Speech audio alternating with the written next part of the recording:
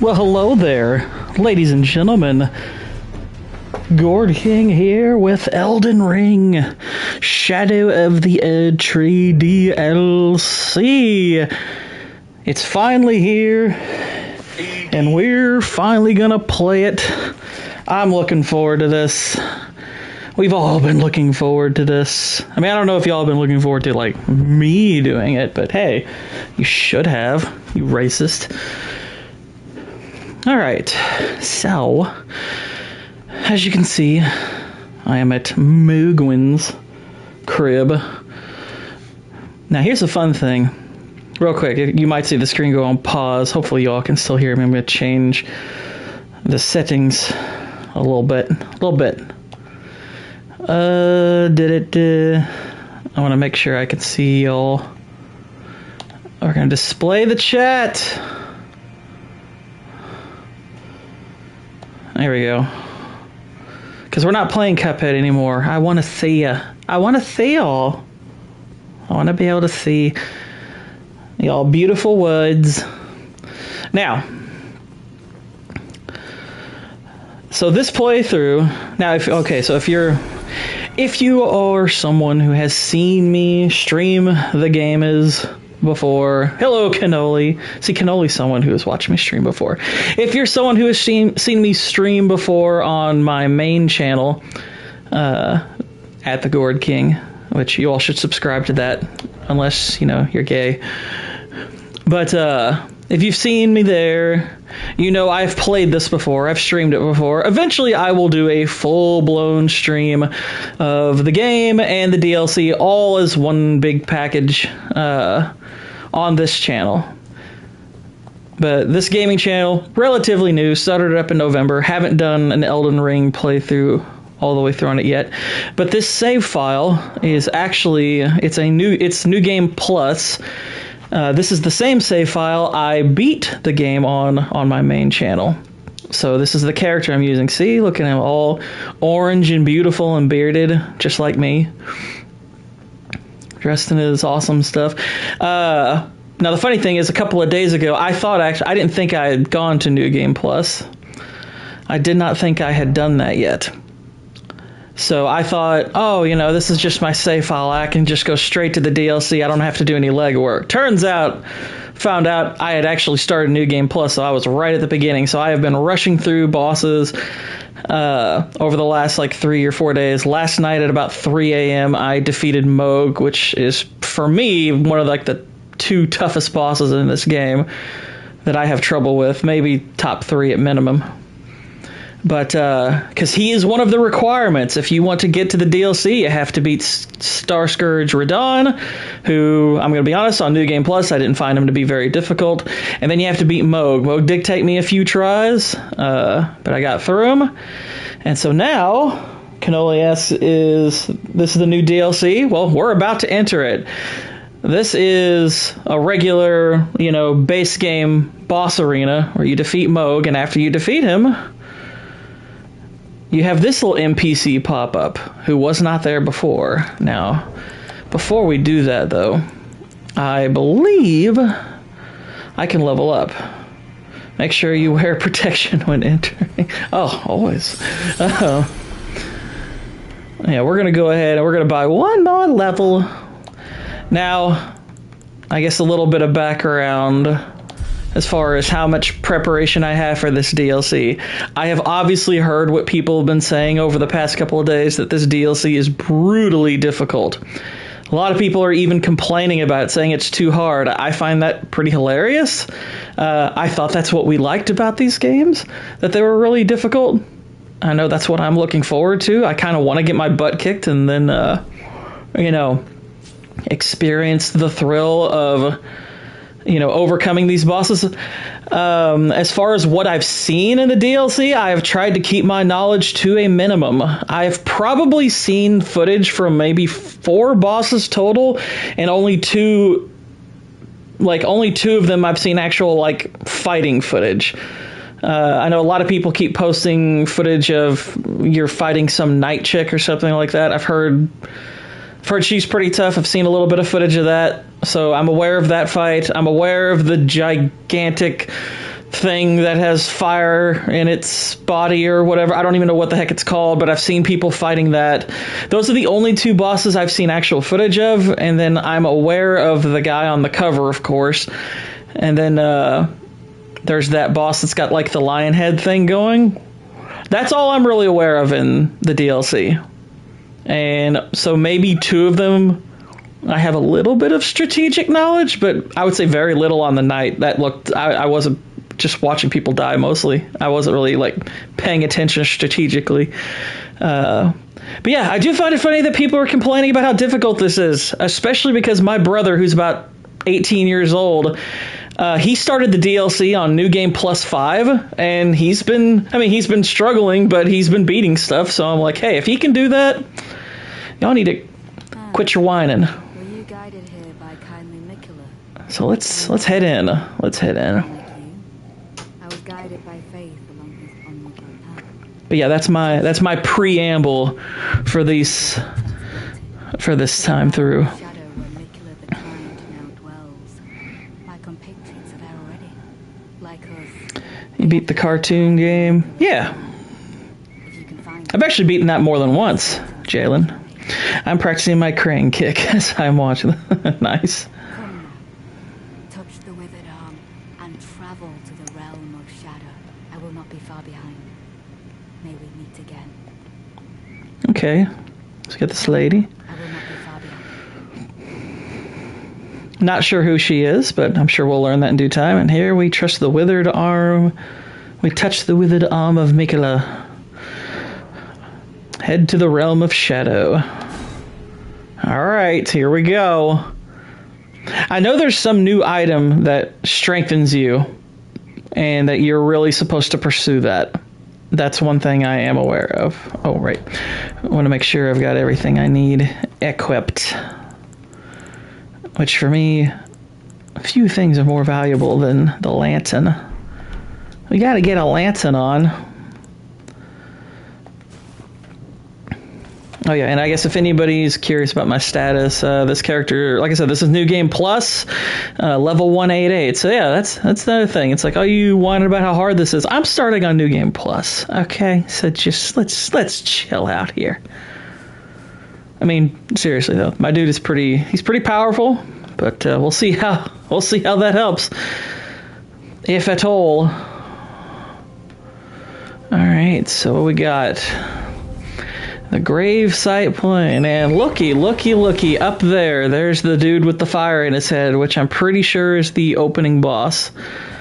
Now, what I've seen regarding that thing is that you kind of want to nip at its ankles and make it fall down, and then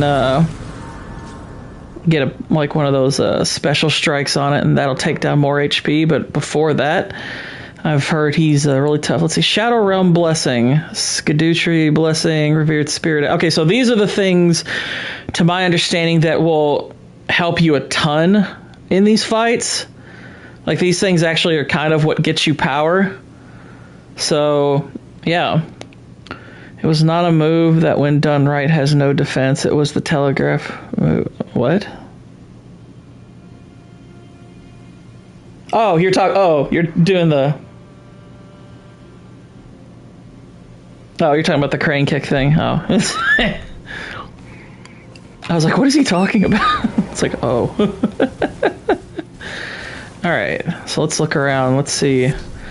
That's a rata fruit, so we want... So the question, of course, is, where are these ERDTREE blessings? That sounds like something out of Kung Fu Panda. Skidoo. Where be my skidoo? Okay, so let's head towards the map thingy. That's what we want first. Although, I do want to look at these trees. Are there skidoos? Where be my skidoos? Skidoo, where's my car? I'm going to be doing a lot of skidoo puns. Ah! Okay, so... Ha! We killed something in the DLC on one hit, so everyone obviously is lying. This is easy. I mean, come on. If rams are easy, then Whatever. It's movie magic. It's also they're teenagers. And if the Cobra Kai has not taught people the crane kick, then why would he know exactly? For all he knew, he was standing on one foot because he had just really hurt his leg. Still, I agree it's pretty telegraphed. But that's fine. Uh-oh, I hear a thing.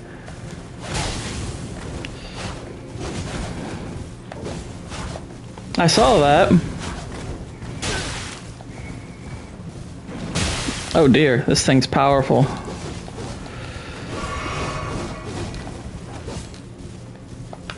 He's like a freaking ninja.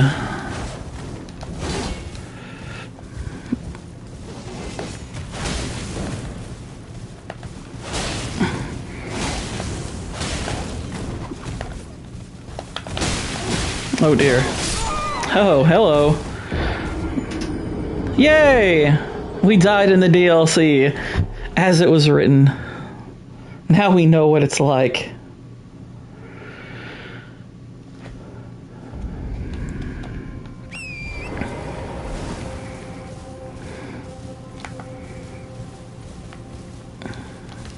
Oh wait, there is a thing. We gotta get our 600 runes back, y'all. Where'd that thing come from anyway? Like, I feel like on the ground I might be able to do okay against it, but that thing was pretty rough. Where did that come from? Hey, it's up there. It's a bird thing. That's a different enemy.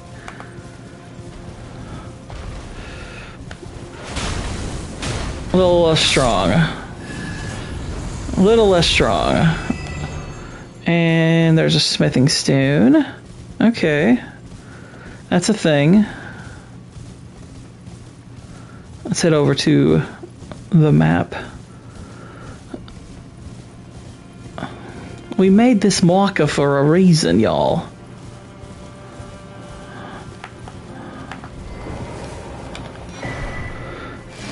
Gravesite plain. Ta-da! Lucky. Heard this DLC's pretty lengthy too. Like I've heard some reports that it's like 40 to 60 hours. So I'm like, that's neat. All right, so are these like little basic enemies? Can you kill them? They look basic.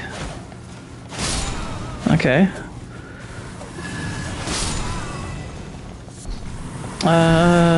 Not resin, red flesh mushroom. That sounds delicious.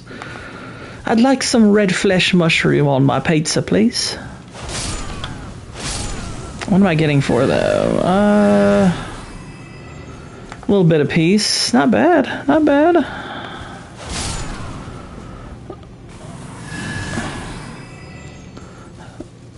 Alright. I don't know where the ninja came from.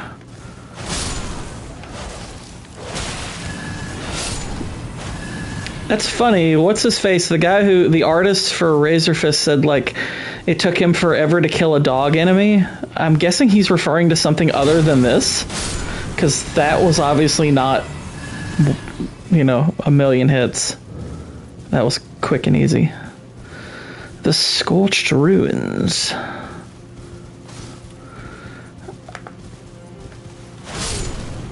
I know, like, on Steam, there's a bunch of people, like, giving, like, mixed reviews. Because they say the DLC's too hard. And I'm like, y'all are gay. Seriously? You're whining about how difficult it is? Jeez. Oh, snap.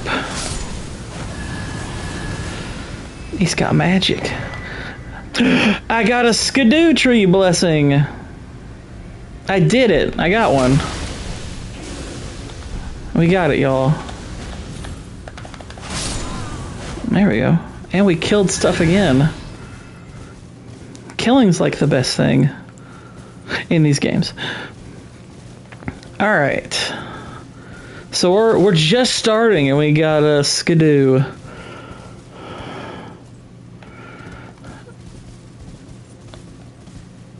Who's this guy? Let's talk.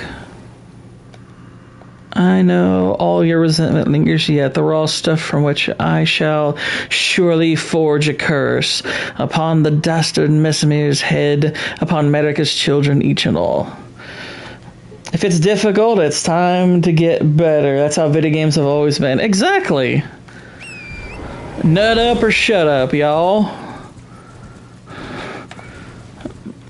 Alright, and hey, look, got another Lost Grace, and we're gonna go ahead and skidoo all over the place. Shadow Realm Blessing. There we go. Consume Skidoo Tree fragments to bolster your Skidoo Tree Blessing. The Skidoo Tree Blessing bolsters the recipient's abilities to deal and negate damage, but has no influence outside the realm of shadow. Okay. I kind of like that. They don't want you to get, it's like, you can get powered up here, but that's not going to affect you in the base game. I'm like, that's probably for the best. I mean, granted, your levels, whatever you gain here, obviously will translate, but not beyond that. Now, if anyone out there who's watching me play is wondering, is this guy going to go, like, no summons? Is he going to go full testosterone and go no summons, or is he going to be like a little gay boy and use summons? Well, first time, I am definitely going to use summons. I want to see what that's like. That's usually how I do my first playthrough of anything, is I like to see everything that's available. But then after, when I do my full playthrough for this channel, I will go no summons, as I'm sure people will want. As I will want. I will want to see if I can do this summon free, but not this time around. This time, we're just here to have a good time, see what the DLC's like. Ooh, got some crackpot. Nice. I mean, a cracked pot. But we're going to see what the DLC's like, and we're going to utilize every tool made available to us, including summons. So, there you go. Rocky didn't do all them push-ups because he thought he was already good enough. Exactly. We need that background music now for me. Da-da-da, da-da-da. Skidoo, skidoo tree. Skidoo tree, skidoo tree. It's a work in progress. We'll make it work. Greater Potentate's Cookbook. Alright, that'll be for a little bit of crafting. A little crafting of items. Black Firefly. Okay, I don't know what that is, but fine. There's a lot of these enemies chilling around here, and you get some stuff for killing them, so it's all good. It's like, hey, if you can level up, you might as, whatever you can gain.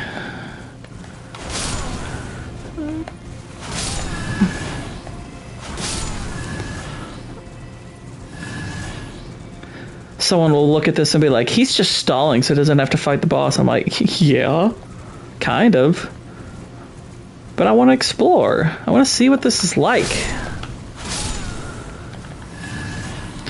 In fact, let's head over here real quick, because I want to see what these Scorched Ruins are all about. What they be about.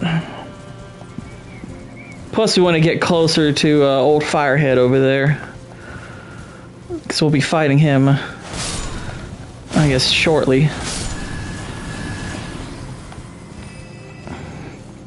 Plus, if there's any more blessings around, you don't want to miss those, I assume. We don't want to miss out on the skidoo.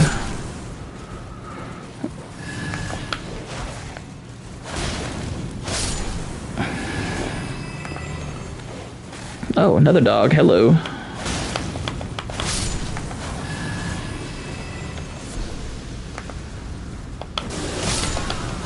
Hey. Spirit gravestones, rata fruit, red flesh mushrooms. Alright, and these, look at those poor dudes.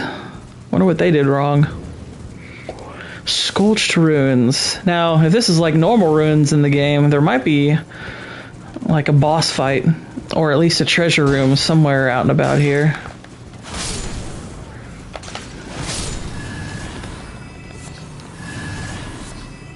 Alrighty.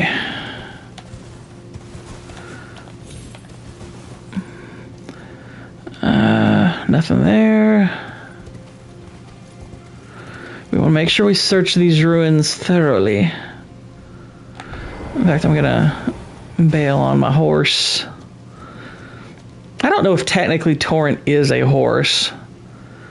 He's like a horse, but you know, he has horns, so what the heck is he? It's not a unicorn because he has more than one. Is he a bicorn? Is that a thing?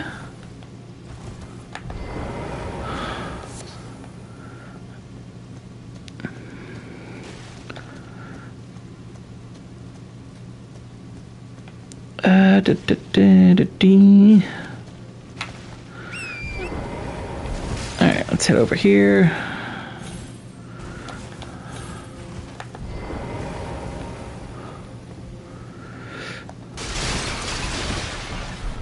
Ooh, Shadow Realm rune. I wonder what that's going to be worth. Let's get some light.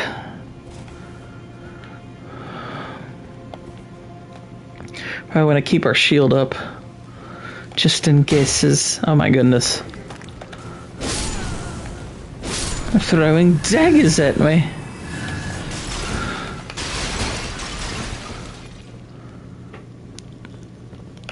Link would love this place. Get to break all those pots. I ain't gonna lie. My Zelda training ain't going nowhere. I see pots, I break pots. Black fireflies. Ah, here we go. What is in here? Let's head on in. And there's a treasure room. Blade of Mercy. Okay. So we got a new weapon. Neat. Oh, I see an item over there. What could that be?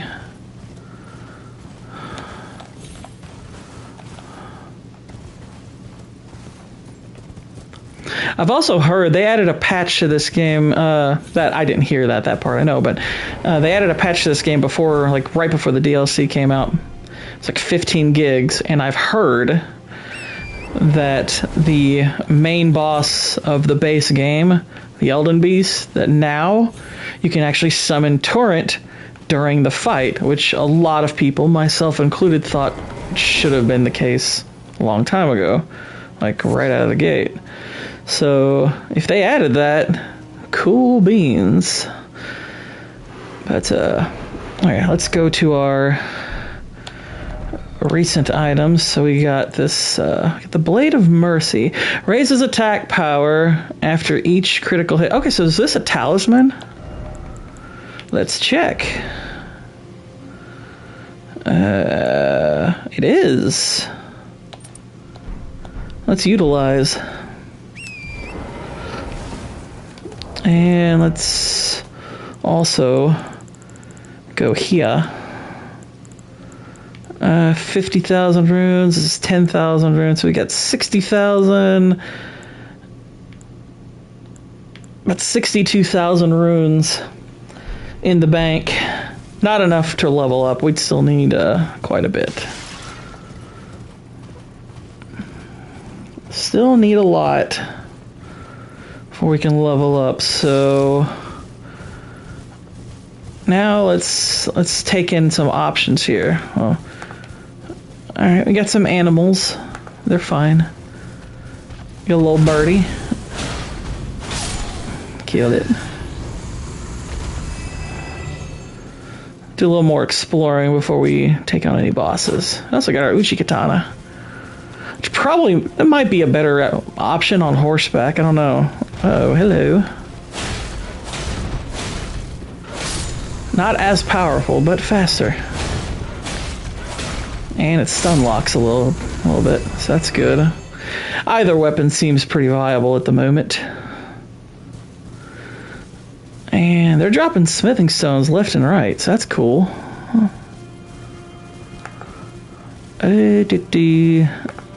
Let's lure our birdie friend over here. I'll say this right out of the gate. I do really, I dig the design that I'm seeing so far. This is neat looking. I mean, it's very much in line with the aesthetic of the rest of the game, but still fresh and new. I've heard this DLC, like the verticality of it is really cool. Like, there's a lot of like going up and up and up, and that it works really well. Oh, hello. Got some friends.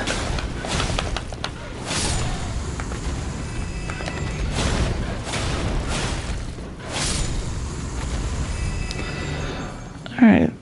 Running into a lot of them. I'm getting a lot of smithing stones. This is a good place to farm those, that's for sure. It's a statue.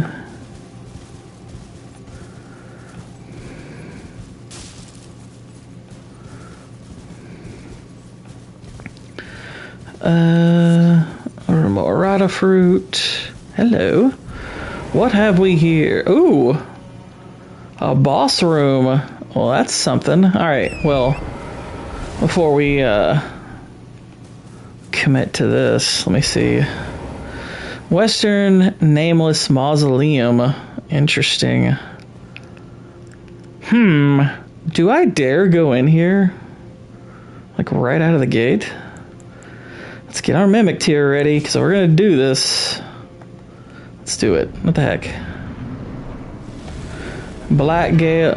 Oh, you can't even use your summon. Hello.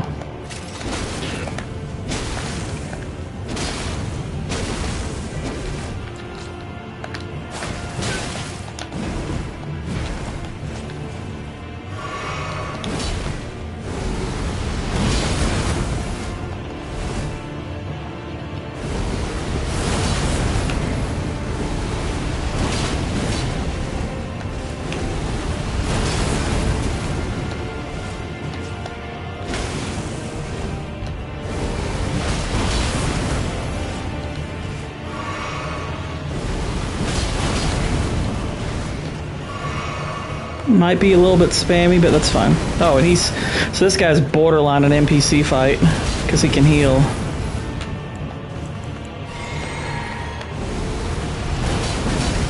Oof.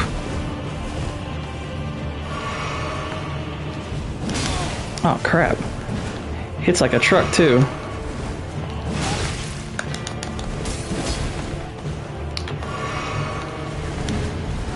I'm a little curious about something. Can he swing through my shield?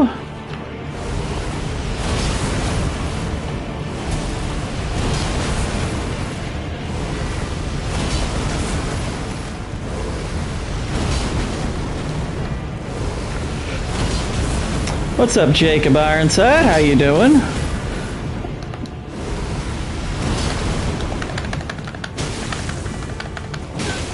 What the heck? Whoa, whoa. Oh, we both died. Do I get credit? Enemy felled, but I died. Great Sword of Solitude. So it looks like I got him, but died at the same time. So let's see how that works. Do I have to fight him again?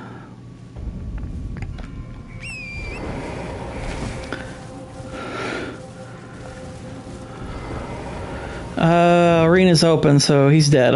Okay, alright. That's interesting. First boss fight in the DLC, and it's a draw. Looks like I got some stuff, though. Let's see what I got. Flask of... Why is that in my recent items? That's weird. Okay. Greaves of Solitude, Gauntlets of Solitude, Armor of Solitude, Helm of Solitude, Great Sword of Solitude.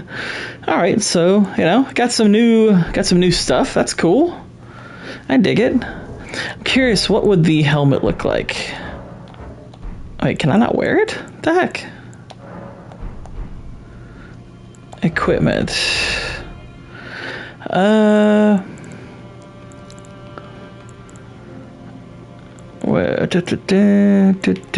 Okay, I guess I just have to equip it there. That's kind of neat looking. But I'm slow rolling now, so screw that. There we go. I want to go fast. Oh yeah, why am I trying to equip this? That was fun. That was a cool little fight. We did it. We did one. See? See? It's possible. Anything is possible! Oh, these things... Oh, hello. Okay, sorry. I didn't mean it, tentacles.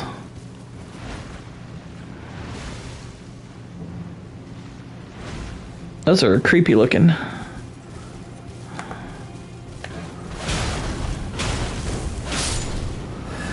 Alright. So...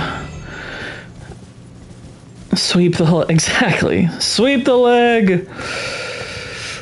You have a problem with that. No, sensei. No mercy. I love Karate Kid.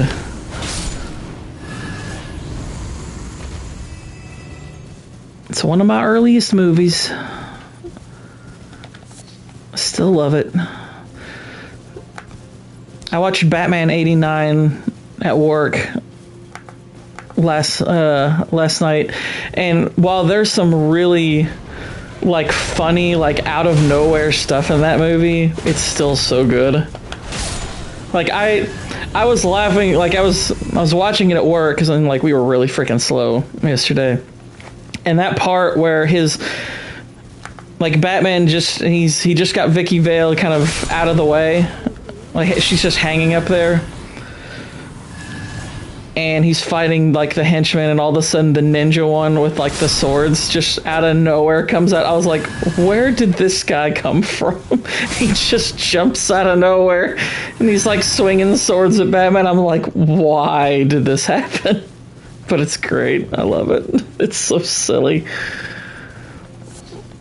That's the funny thing, is Batman is mostly a pretty serious movie, but there is some really there's just some outright silliness in it. And it's fun. Like, where did this guy come from? He wasn't even there. He is so... Or like the second Jack Napier becomes Joker, he's got like all of these Joker gadgets, and I'm like, how did he acquire these? I mean, he's got a hand buzzer that fries a guy. He's got, you know, he's got the boxing glove on, you know, that shoots out and like punches and breaks his TV, and I'm like, where did he get this stuff? I mean, like, he's got that line like, where does he get those wonderful toys? And I'm like, Joker, that's what I'm wondering about you, buddy.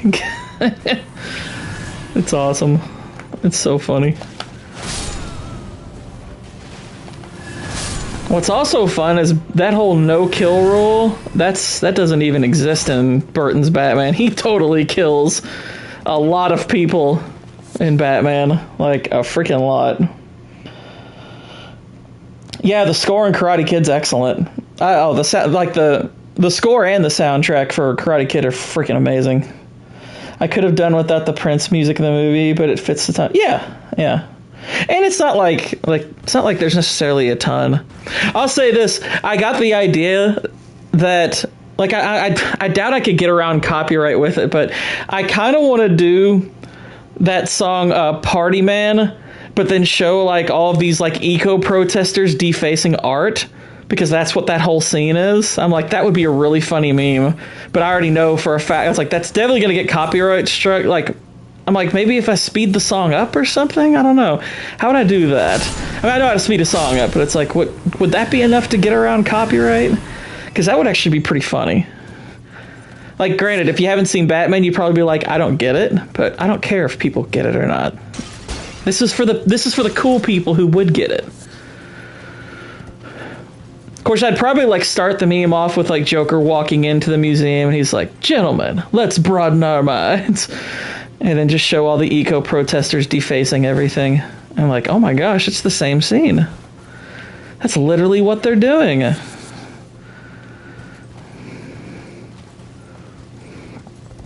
think that'd be a fun little meme. A fun little meme. Speaking of memes, that the new one I put out's off to a pretty strong start. It's got over 10,000 views already, and I'm like, okay, cool. That's what I like. Yeah, it's picking up some subscribers, all that, yeah. Exactly, a little bit. Batman 89 theme from Danny Elfman is the best one, followed by the animated series, yeah. Funny thing is, though, look, I adore the opening theme to 89 Batman. I absolutely adore it. But it is not my favorite track from that movie. It really isn't. My favorite track from 89 Batman is right after him and Vicky Vale, you know, basically where he takes her to the Batcave, and it's just purely atmospheric, where he's just driving her there. That track is just freaking amazing.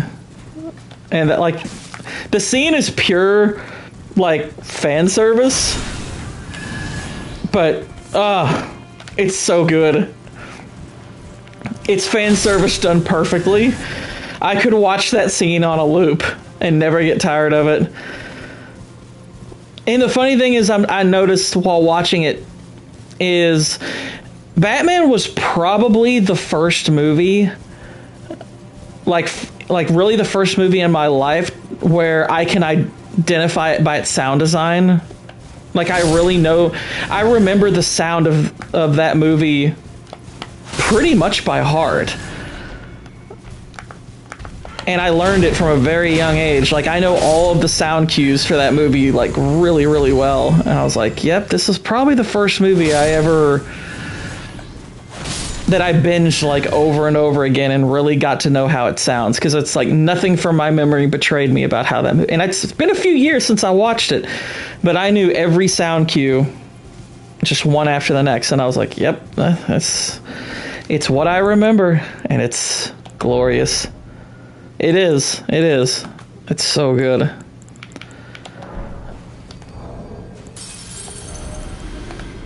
Yeah, Batman 89 is pretty dang cool. But it makes me want to watch Batman Returns again, because I feel like that one's a little underrated. All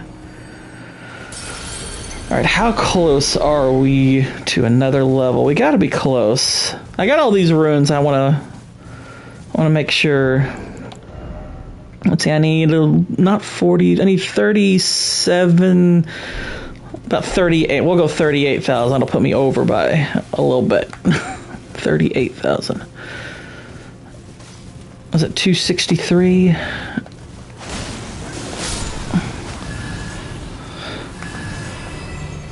You all should be strung up by your gills and forced to breathe air.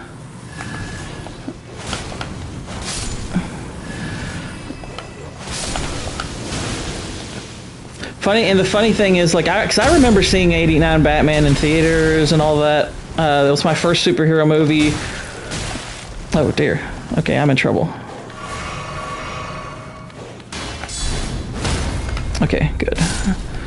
Let's get rid of this bloody dog. But I had no knowledge of the comics. I just was like, oh, Batman, that looks cool. And I got to see it, and I was like, and Batman was one of the earliest binge movies for me. Like, I would say that and probably Roger Rabbit were the two movies I binged the most at that age, from around that time period. Now, I would say Roger Rabbit's a better movie, but I know I binged Batman a ton. I still remember those VHS commercials they had for, like, the Warner Brothers catalog and Diet Coke. Those are great. Cartoon on Fox had the best Batman theme. That's great. Batman and Batman Returns shared the same problems, though the Batman took a backseat to the villains. Though in the Yeah, kind of. Though I wouldn't say in a bad way, though. I mean, Catwoman and Penguin are pretty awesome. I mean, shoot, you could kind of argue that Batman in '89 takes a back seat to Joker. I'll also say this about '89 Batman. As much as we go on about Nicholson as the Joker, I don't think he gets enough credit for being Jack Napier. I love him as just Jack Napier. I love him as that. Like, that was all, like, there was a part of me, like, this time that was like, oh, I kind of miss him being the gangster. He's so good as that. A bat seat. He took a bat seat. Ooh, hello. Ooh, okay, so we got the other thing. A revered spirit ash can be found across the realm of shadow. Consume this ash at sites of grace to bolster your revered spirit ash blessing. The revered spirit ash blessing bolsters both summon spirits and spectral steed abilities to deal and negate damage, but has no influence. Okay, cool. So this is so this bolsters spirit ashes and torrent. Okay, cool. I like that ash, Whitey. I like it. That's a fine piece of ash. Let's see. Still need a little bit more to level up. I want to do that.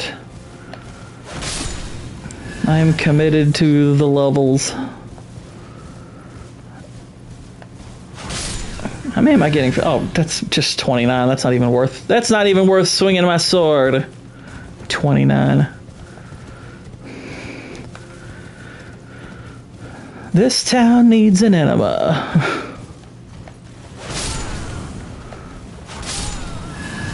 I also kind of think that in '89 Batman, Alicia, she had to be at least somewhat of an inspiration for Harley Quinn, because Harley Quinn didn't exist yet when Batman came out in '89.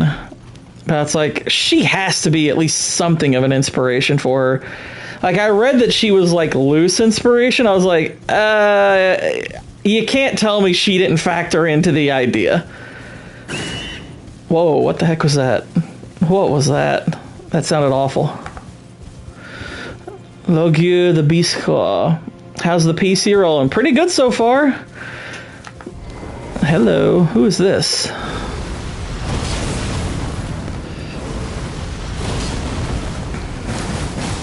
Holy moly.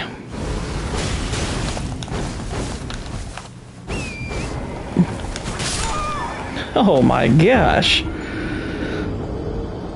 It's freaking Wolverine.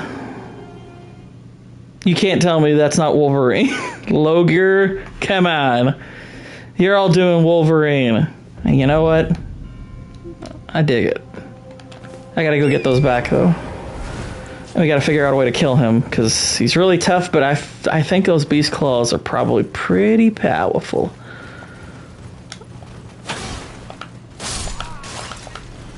I didn't know they did a comic for it. That's cool.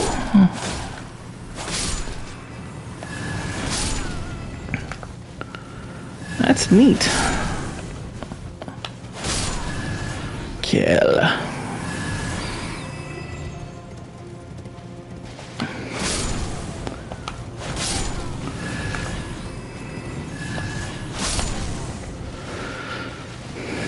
Why couldn't he have been Loger Paul? That could have beaten him in no time.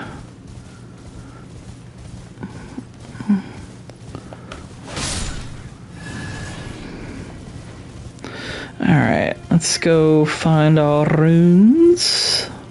Where are my runes? I'll need my runes. Give me back my runes.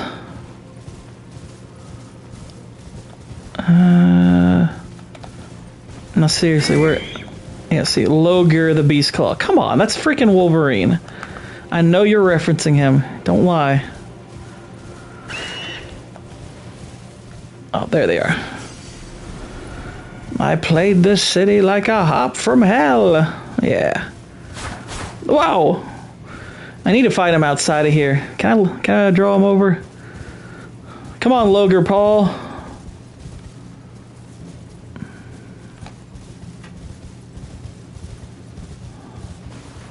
Come on.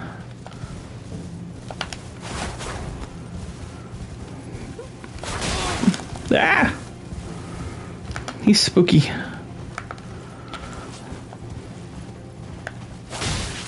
If they really wanted to go full Wolverine, they'd make him like just heal. Which actually I'm a little worried. What if they did? I sent you a photo in your DM. Nice. I hope it's nothing like gross. Because come on, Holy. Show some class. That's disgusting.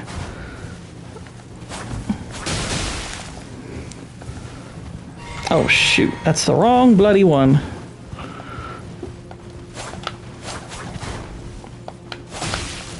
I'm pretty sure his weapon will basically make you fight like Wolverine, which is pretty dope. Oh my gosh.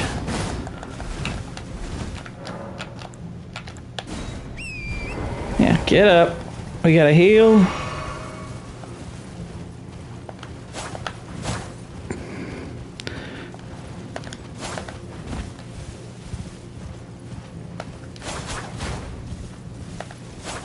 Dang it, I keep missing. I want to inflict a little bleed on him.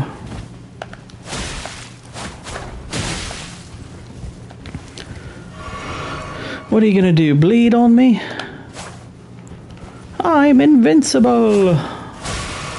Okay, he did heal there, but that's normal healing. But we got a few more hits on him after. Whoa!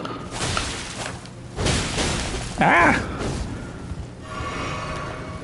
He's so strong. I dig his moveset for real, though. Ah, except when he does it to me.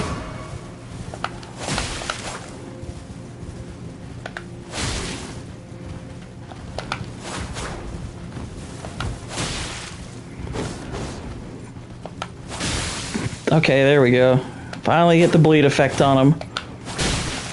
He is agile as you know what. There we go. Sorry, Wolverine. Wow, only got 3,000 for that, but we got the Beast Claw, which I know that weapon is supposed to be pretty dope. Pretty dope. Wait a minute. What's at the end of this path? We still don't have enough to level up. Son of a nutcracker. Ooh, okay, we got a building. And what is that? That looks dangerous. Oh, that's just a little doggy. Did y'all see that clip? I think it was from the Oscars, Dan DeVito and Arnold Schwarzenegger. Yeah.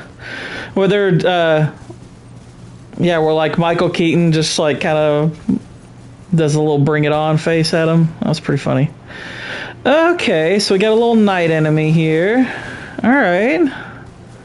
So we got some peeps here in the hood.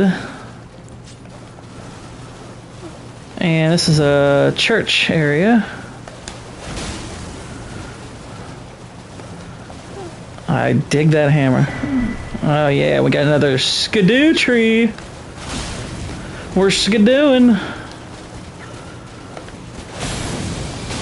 Oh boy. Oh. I had a feeling that'd be horrible.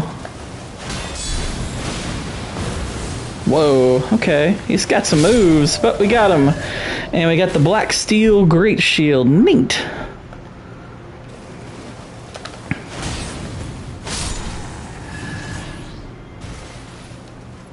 Who is this? He dropped a smithing stone, so... Alright, so we're killing stuff, everyone. Isn't that great?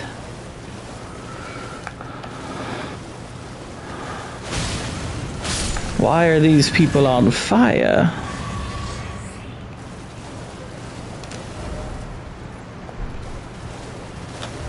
I'm curious if they're... Okay, so this...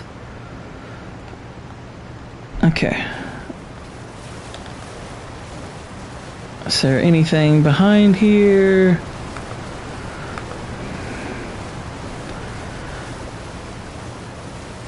Alright, so we got this little encampment.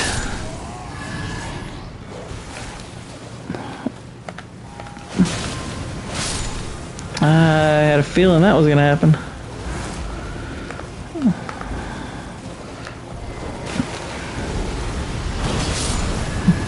That's right. Y'all aren't ready for my waterproof flame.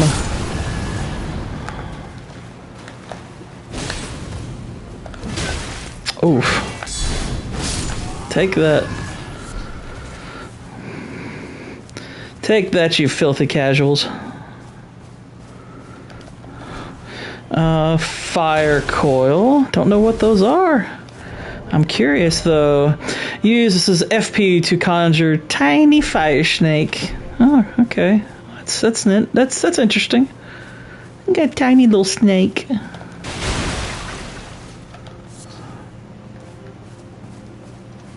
Anything else of interest here? Thought there was gonna be something cooler.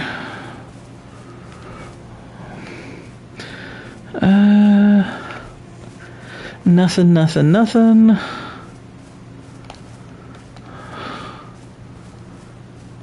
I guess it was just this item?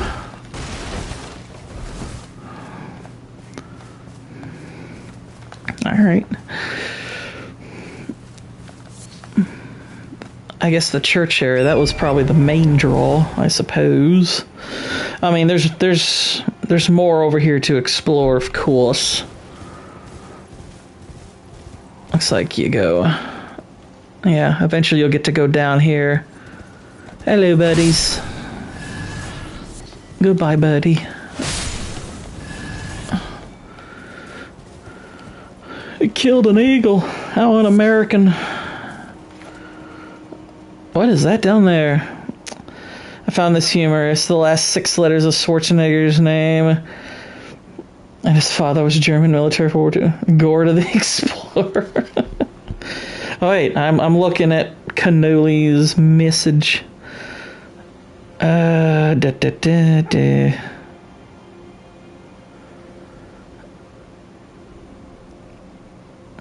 nice. Batman, the 89 movie adaptation. That's pretty cool. That is neat looking.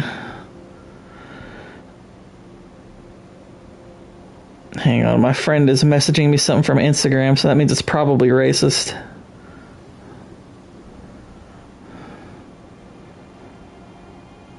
Wow. It wasn't, but it was funny. That's pretty funny.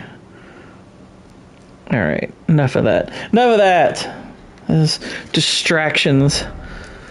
Alright, we have enough to level up.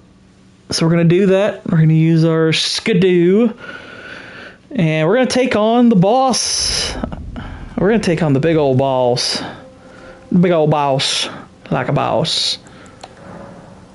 Oh yeah, we didn't even use this. Consume revered spirit to bolster your revered spirit dash blessing, blah blah blah. Bolsters both summon spirits and spectral steeds abilities. Yes. Yes. And let's uppity up our strength. There we go. We whistle and we take this thing on. Which I know this thing you gotta be really careful against. This thing is a beast. Holy crap, yeah. And don't waste any time. Holy crap.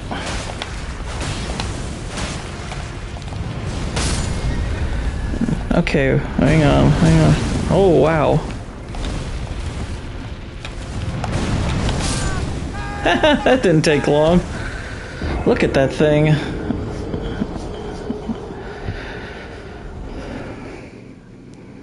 Alright, so I think we probably will need to jump when it does that. We've got to jump. Do a little bit of that.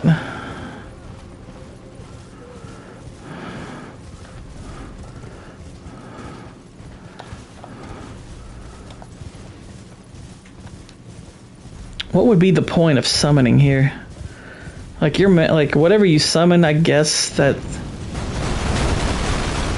Okay, that is viable defense, getting behind that. That is not.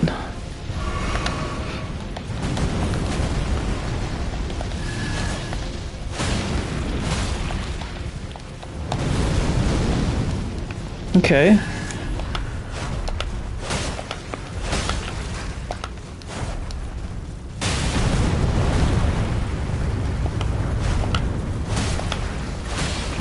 Nice. Uh-oh, we got it. Okay, we knocked it down, I think. Or, no?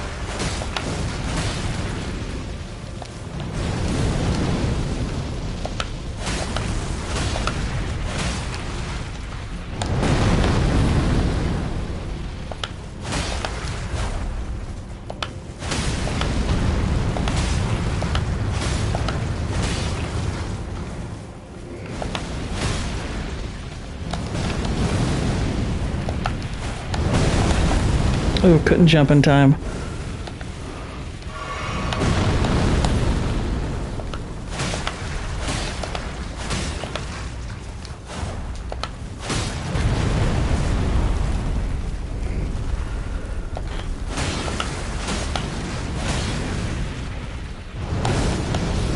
Duck, dodge, yeah.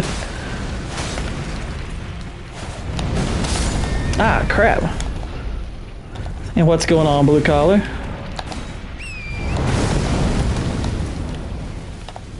That was close.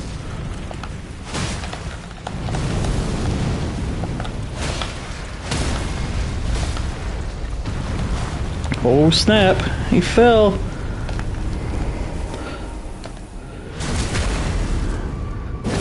Hey, there we go. That did a lot of damage. You gotta do that twice, I would assume.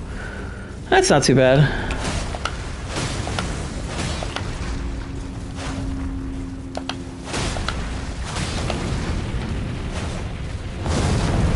Oh snap. Holy crap. Okay.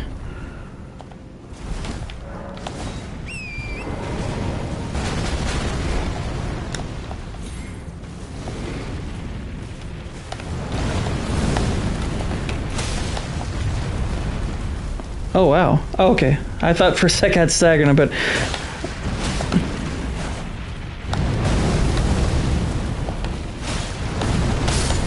dang it, I couldn't jump there. Ow, crap, crap. Heal up, heal up. Ah!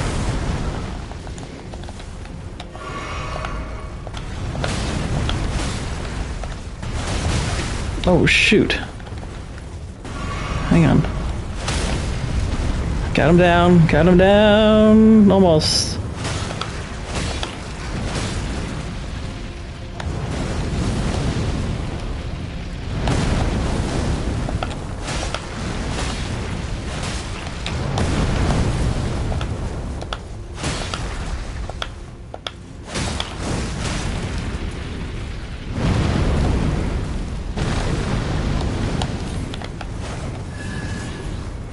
I need to let my stamina get back.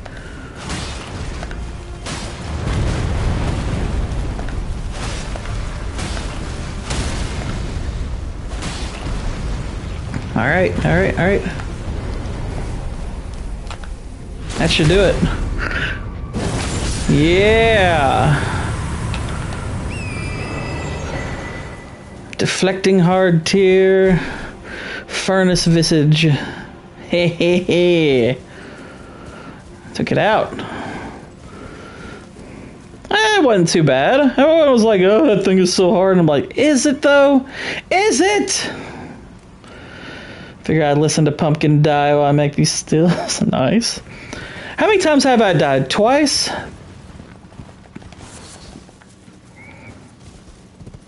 I'm gonna buy my buddy a copy. I adore co-op in these games. Cool, man. That's some true friendshipfulness. 2.5.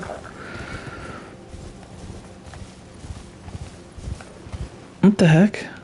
I get all lit up there for a sec. Or like, no, okay, that's just the brightness. Alright, so it looks like I have some options here. I could go that way. Or I could go this way. And there's a poison here. And some more skidoo. Imperium Blood Burgeon. Is this... Oh, that's a new person. Okay. Lady Letty spoke of you. Yes. Tarnished. Guided here by kindly Mikola. Won't we all? I am Freya. I once fought alongside General Radahn. Okay. You can be sure I'll hold my own. Alright. Oh, another thing. Did you speak to our dour little friend? If you've yet to do so, have him give you a map of the Cross's whereabouts. You'll find more of them dotted about these lands. They are Mikola the Kind's footprints. If you've yet to do so, be sure to, assuming you intend to What dour little friend? Who are you talking about? I'm wondering if this is one of like the what are they called? I know there's like some big like kind of dungeony areas. That's pretty neat. I get playing solo, but sometimes watching your friends being slaughtered in front of you is comedy gold. Oh, of course.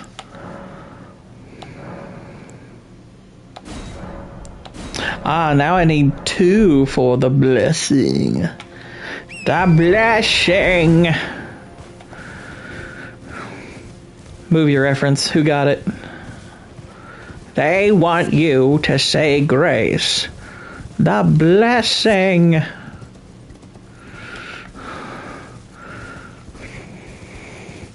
What be in here?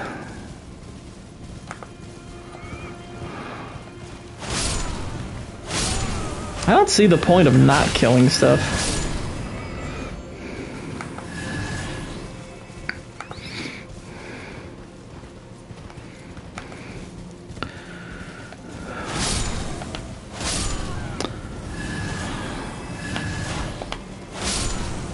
Christmas vacation, exactly. Well done, Whitey. I knew you would. You were cannoli. I was like, one of them's gonna get this.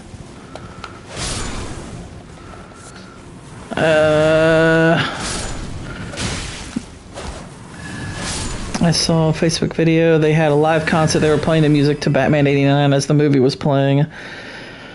The part when he enters the cave with Vicky. Oh, we were just talking about that, Blue Collar. That's my favorite piece of music from that movie is when he takes her to the Bat Cave. I could watch that scene on a loop. It's so freaking epic. Like it kind of feels like pure fan service, but oh, it's so good.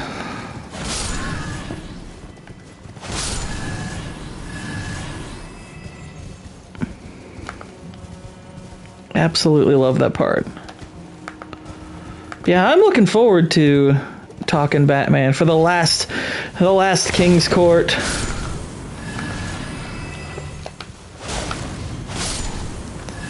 Oh yeah, that would be amazing. Watching that with a live concert. Danny Elfman's score for like that was. I mean, I guess like he was probably my favorite composer for movies for a long time because I mean the first 2 movie soundtracks that I really got into were Batman and Beetlejuice, and you know he did both. Well, that and heck, even Pee-wee's Big Adventure. Pee-wee's Big Adventure has fantastic music, and I love that movie. I grew up watching that a ton. I mean, how freaking cool is that scene where like Pee-wee uses his breakfast machine? That thing's amazing. I wanted his house so bad when I was a kid. The ending to me is the best Batman ending ever. The build-up and the score and seeing Batman watching the bat sale. That's pretty cool. But not the bat dance, y'all. My older brothers told me about it. Somehow I avoided the music video till January of this year. Cringed almost. The funny thing about that... I have still managed to avoid that movie or that video of the bat dance. I have avoided that entirely. I have never watched it. So I have heard it's really horrible and cringe. So I'm like, nah. Oh, look at that. We got some more peeps. And skidoo. tarnished. Yeah, I am. Ansbach, formerly in service to Lord Moog. Oh no. Like you, another soul guided by kindly Mikola. I'm hardly the steady hand I once was. Maybe I'll have to watch that during the stream. This guy served Moog? What a turd. Investigation to discern tender Mikola's ultimate purpose. I'd rather not volunteer service to a new master unless I know that I can be of use. May I request a service of you? As long as I can stand vertically while doing it. Have been discovered in these lands. They are akin to tender Mikola's footprints, or gravestones, which mark what he's left behind. If you discover any more crosses, be certain to tell me. I presume you, too, are keen to know just what kind Mikola is doing here. If you discover any more crosses, be certain to tell me. I presume you, too, just what kind... Alright. I want to put the 7-inch in the computer, an actual line from the song. Oh no. No! That's horrible. Alright, who's this guy? Together, we work together for Mikola the Kind. Many things we have found. Look at this Tubbs.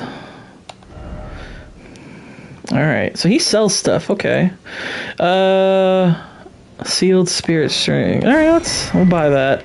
It's a clue. It's a clue! Nothing else though.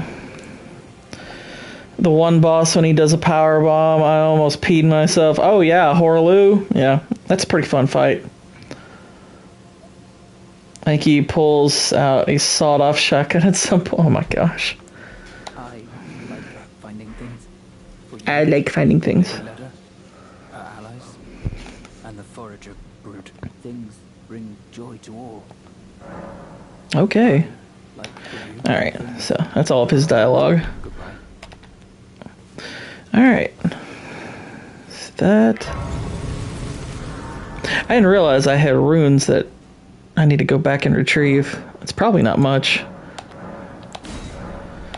We've skidooed! Alright, let's go back to this one. Because we did talk... I think that's the dour fellow she was referring to, so let's see if that changes any of her dialogue. If you've yet to do so, assuming you intend... Okay, it didn't change her dialogue, so that's fine. The Black Blade boss, some of the best fun I've had. Oh, I love it. Oh, yeah. That fight's fantastic. That's definitely one of my favorites. Possibly even my favorite of the base game.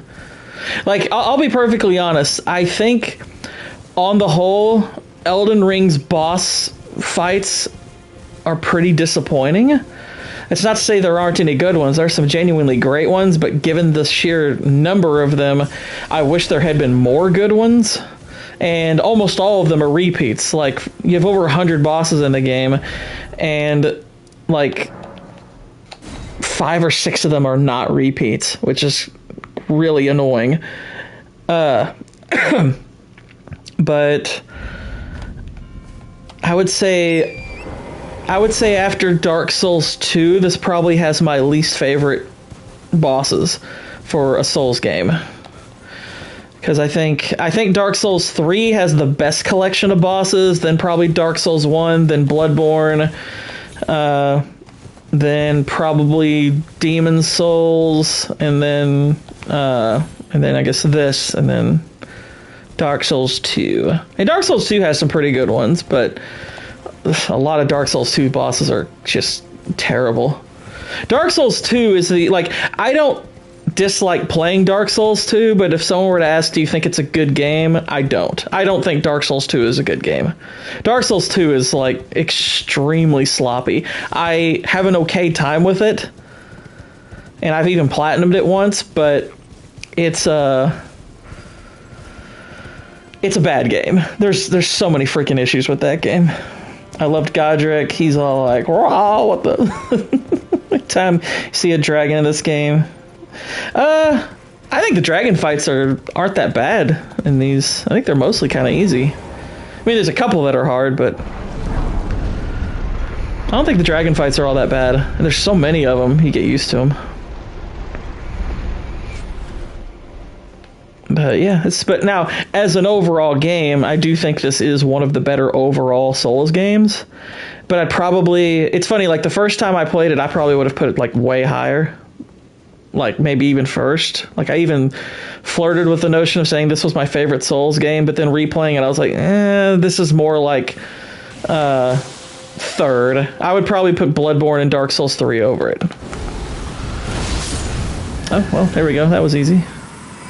It's a spider! I sent you Bat Dance. Watch it before the stream tomorrow. Oh, no. I love the old dragon you just beat to death and it doesn't move and you get... Oh, yeah. The one in Caelid. Yeah. There's like... I think there's a quest you can do around that and not kill it.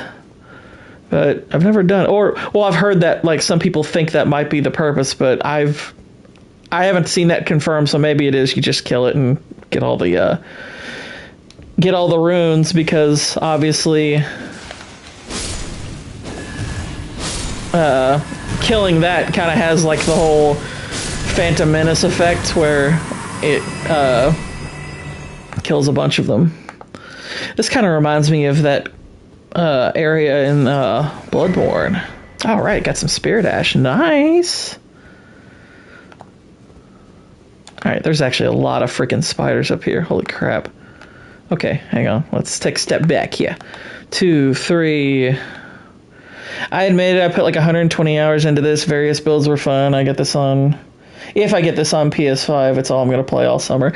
Yeah, I pre-ordered this. This was one of the... Like, I think all the games I've pre-ordered over the last, like, 2 years have been just From Software games. They're, like, the only ones.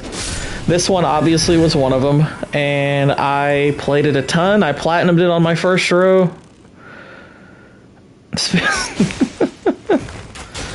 Hey, you know, it's all about that.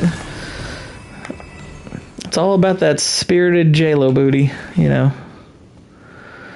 But yeah, I played this I probably put something similar, like 120 hours or so into this the first time through, platinumed it. Really, like, did, like, freaking everything I could. Did all the endings. I didn't do all of the quests, but I did dang near all of them.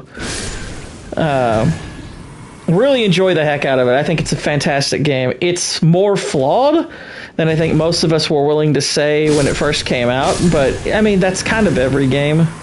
For being honest, most games, you discover a lot of issues over time. But this is definitely still an excellent, excellent game. One of my favorites. I will say this, while I was very quick to anoint this like my favorite game of the current era that we're in console-wise, I have it second now, because I think Returnal is a better game. I do think Returnal is better than this. I really do. Now, we'll see if this DLC changes my mind, but I'm sorry, but I cannot wait for Astrobot. I'm with you, Cannoli. I think Astrobot's going to be awesome. I love Astro's Playroom. I think it's a blast. Can you do, like, super range build in this? Yes. Like, pure mage art? Yes, you can do that. Playing is... like a mage is kind of what they call easy mode, because you can stay ranged even if you're just doing a flat out archer. But yeah, you can definitely do like super powerful mage builds. Never played a Souls game. If you had a PS5, I would say play Demon Souls. That's actually, I mean, it's not easy. No Souls game is going to be easy your first time, but Demon Souls is the most forgiving. It's the easiest one by far. Like when I went and played Demon Souls for the first time, which was well after I had played most of these, I kind of thought it was easy, to be honest. But, like, the most that any boss in Demon Souls killed me was 5 times. Now, if I hadn't played a Souls game before Demon Souls, it probably would have been different. But because I had played so many other ones, I was like, oh, well, Demon Souls is freaking easy.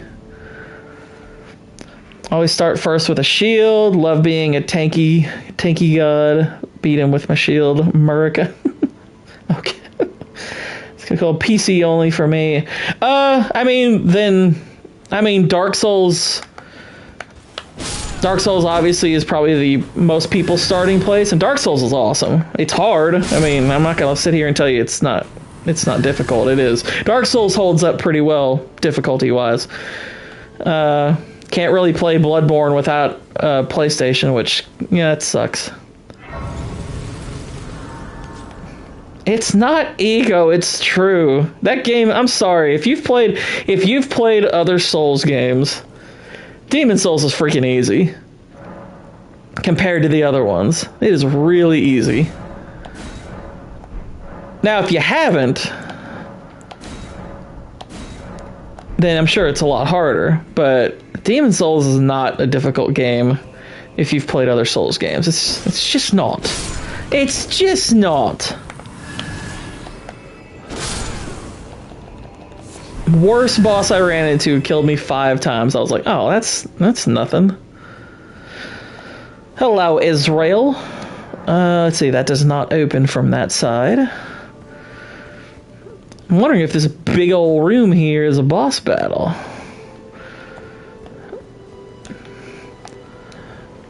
I do love the design of this so far. I remember some people were whining Elden Ring is out of date game because it plays like Dark Souls. Okay, if it ain't broke, don't fix it. It's an open world co-op Dark Souls. I mean, there are things I do believe they absolutely need to update about this formula. I think this is kind of the apex of this formula. They really need to start changing some stuff up, particularly the graphics engine, because like when you play Demon Souls, it looks so much better. Like, it's obviously its worlds aren't as imaginative and beautiful, but if you were to put them into the same graphics engine, holy crap, this game would look 10 times better. Demon Souls is still one of the best looking games you can buy. It is so freaking beautiful.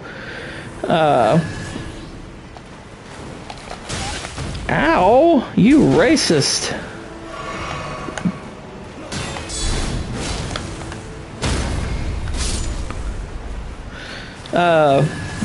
So I would love to see them update the graphics engine.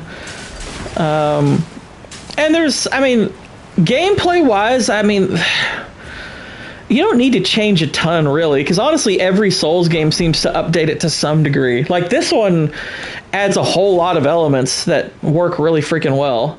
So I really don't think you need to change too much about the core gameplay. Because other than Dark Souls 2, like, this has one of the most responsive combat engines in existence. It's so good.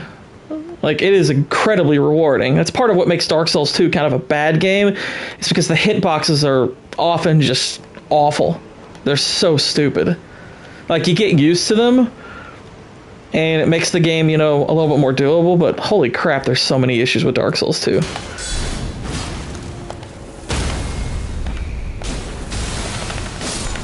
What is that? Oh, crap. It's magic.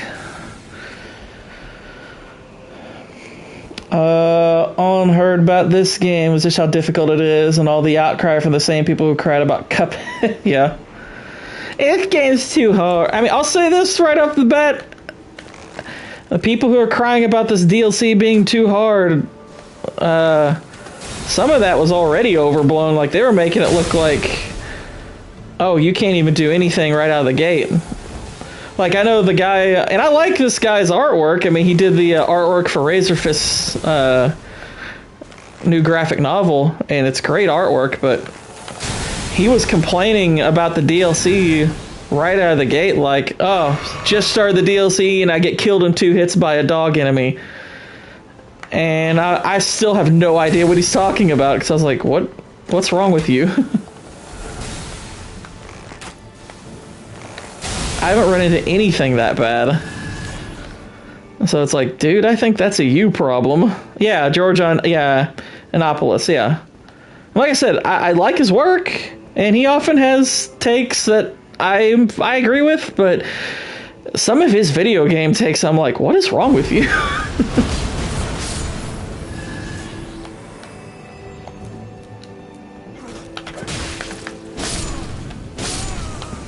Tried to backstab that thing, but it didn't work out.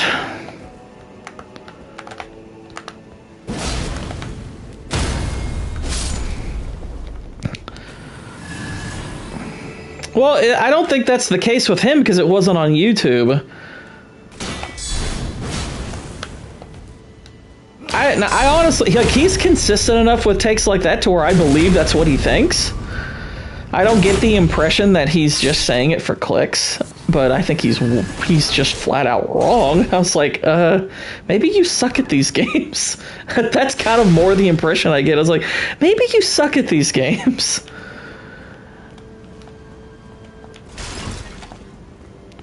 Like, here's the thing. I don't want to, and I worry about this sometimes, you know, even with our circle of friends. I don't want to be one of those people that craps on bigger creators just because they're bigger. So I look for consistency. It's like, okay, are your takes consistent? If they are, I will give you the benefit of the doubt. If you've got a history of, like, the clickbaits and all that stuff, I'm going to look at you sideways a bit no matter what you say. I'll have to investigate whether it's truthful what you're saying before I am saying, like, okay, yeah, they're telling the truth. But there are people I give the benefit of the doubt to. You know, Razor is one of those people. And here's the thing, I actually disagree with Razorfist on a lot of things, media-wise, but I don't ever believe he's just, like, saying stuff for the sake of clickbait. So this means you'll join me in eating sticks of butter. Obviously. Forever and always.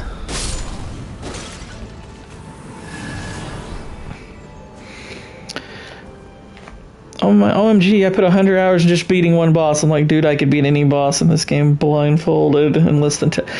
Well, that person you're referring to, I can't say I know much about them other than what has been told to me by you or the things I see posted on Twitter, like, this guy was facing this boss for like 19 hours, and I'm like,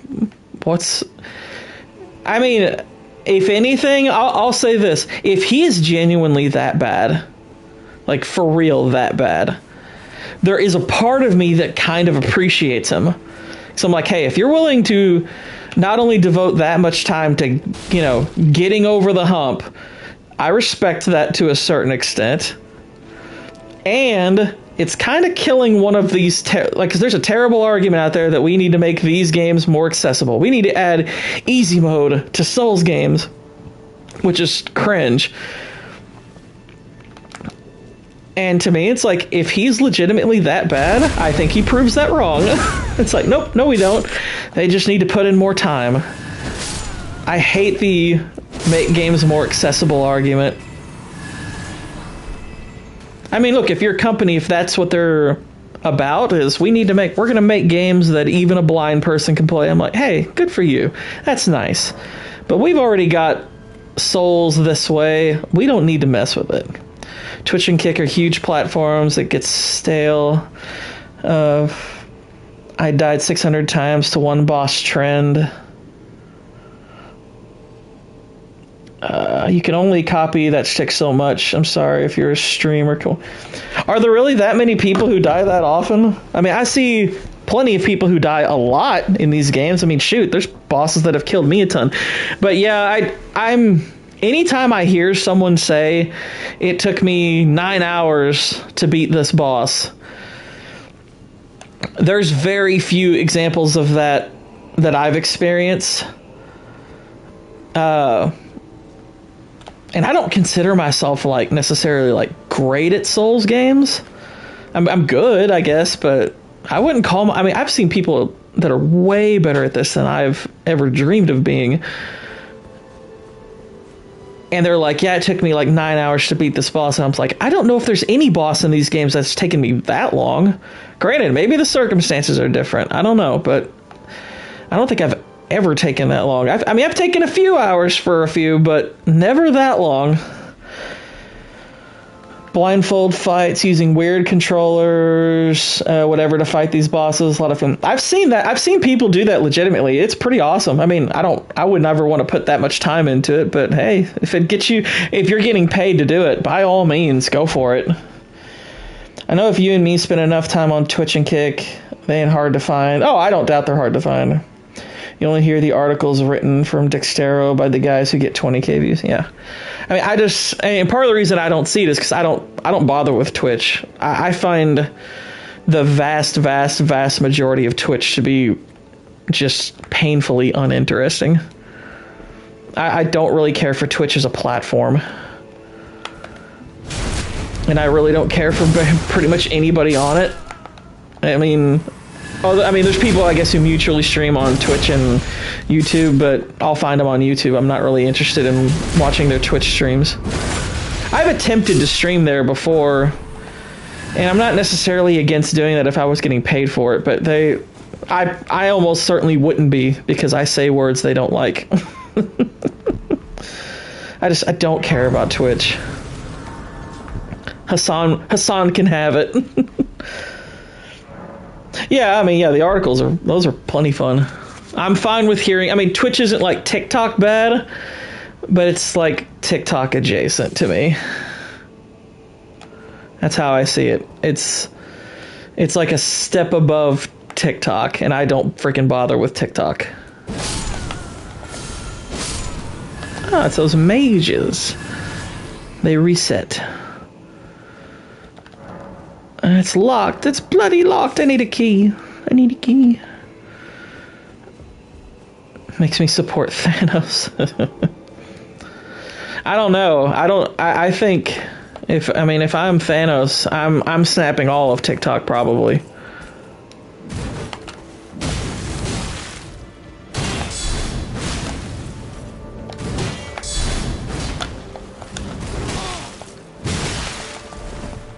Hang on. Crap, I died. Alright, we got a little tough guy here. I did Minecraft on Twitch for a bit, but then realized I just would never be able to say what I want. Most I got watching on there was like 18, but it's Minecraft Marketplace. Yeah. That's how it be there. That's how it is. Alright, let's find our way back to where we were going. Kind of mad you didn't scream enough while done. I know. That's the other thing, is I'm not one of those overly emotional people who like screams obscenities every time I die, because I'm just like, okay, I died. That's natural. I don't freak out when I die. I get plenty frustrated from time to time, but it's like I don't need to lose my noggin over a game death.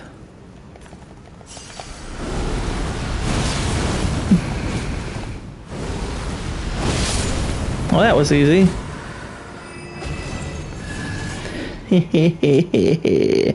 This sword is pretty dope. The Blammophus blade. Yeah, don't be like Assassin. Those streams were freaking hilarious. Oh, hello. It's Robin Hood, this biatch.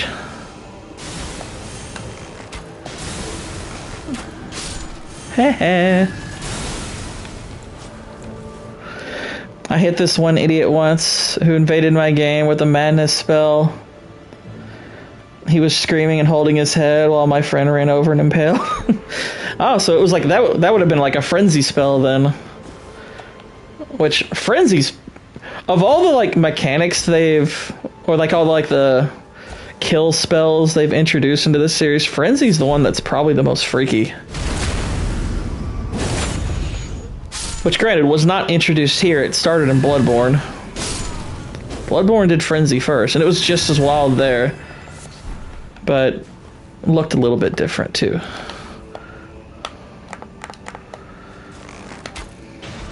Come on down, birdie. Oh, hello. You idiot. There we go. I was having on anytime someone was dumb enough to enter my game. Yeah, I do the offline mode. I hate, like, invasions are just never something I've liked about these games. I do not like invasions in these games. The only time, like, I like, like, kind of the combat arena thing that people will do, where they set those up. I think that's pretty cool. But just getting like randomly invaded by people, I really don't like that. It annoys the crap out of me. Shoot. That sucked. Look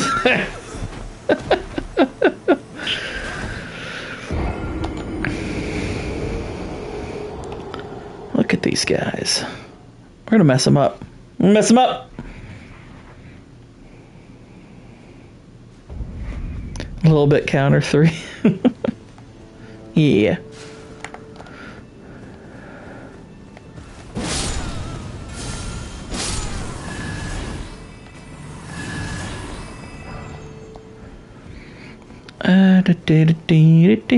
Sometimes they're fun for me. Mostly I'm doing 3-player co-op. Hang on, I'll read that in a sec and make sure I don't mess around with this guy.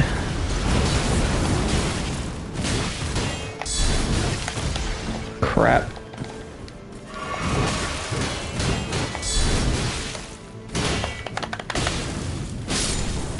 That was dangerous.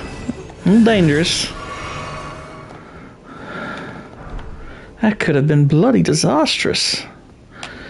Oh yeah, so you got a little dude up here, got a Robin in the Hood on him. Hang on, where'd he go? He was there last time. Looks like somebody's like emptying out the latrine. Looks like Yerden. Looks like a big old bucket of piss.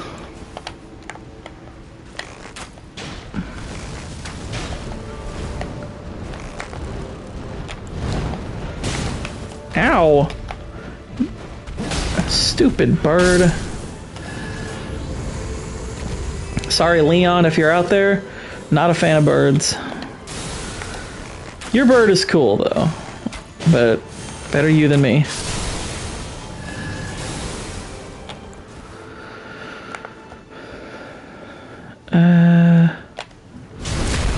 Yeah, stab it. Ow!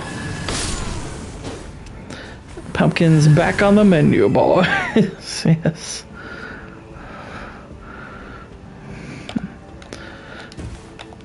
Vex said that to me once. Might have been before the Lethal Weapon stream. That's pretty funny. I'm gonna shoot you in your noggin. Now you did.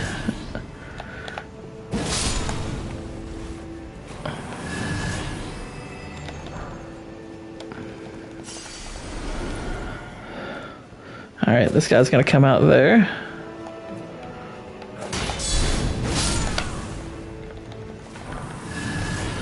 Silverhorn Tender. Let's try to aggro one of them. Haha.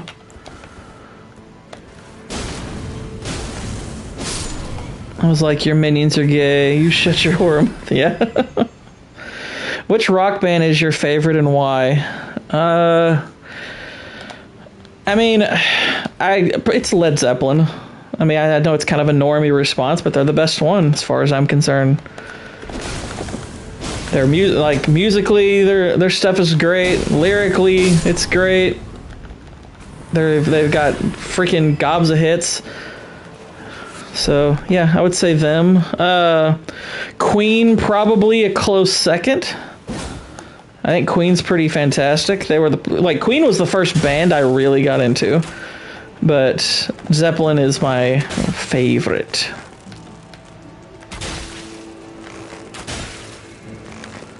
Queen is for Queen. Hey, dude, Queen. Freddie Mercury might have been bisexual, but that's the best frontman of all time.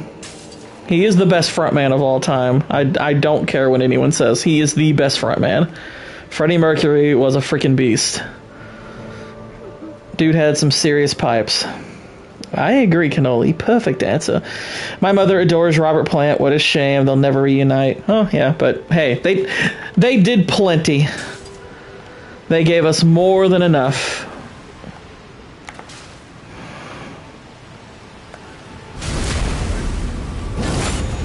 Look at this guy. It's like a Chiefs fan coming out of the woodworks. Some serious pipes. Gay. Pipes refers to singing voice. You homophone. No stairway. Denied. Yeah, Wayne's World kind of Wayne's World probably more introduced me to Queen than Zeppelin, but they bring up both of them. I did see Page and Plant back in the day when they toured together. Oh, nice. That's awesome. I'll tell you the bands that I think are overrated. The most overrated are the Beatles and Pink Floyd. I think those are the most overrated bands. And that's not me saying they're bad. I just think they're wildly overrated. Ooh, a storeroom key. Nice.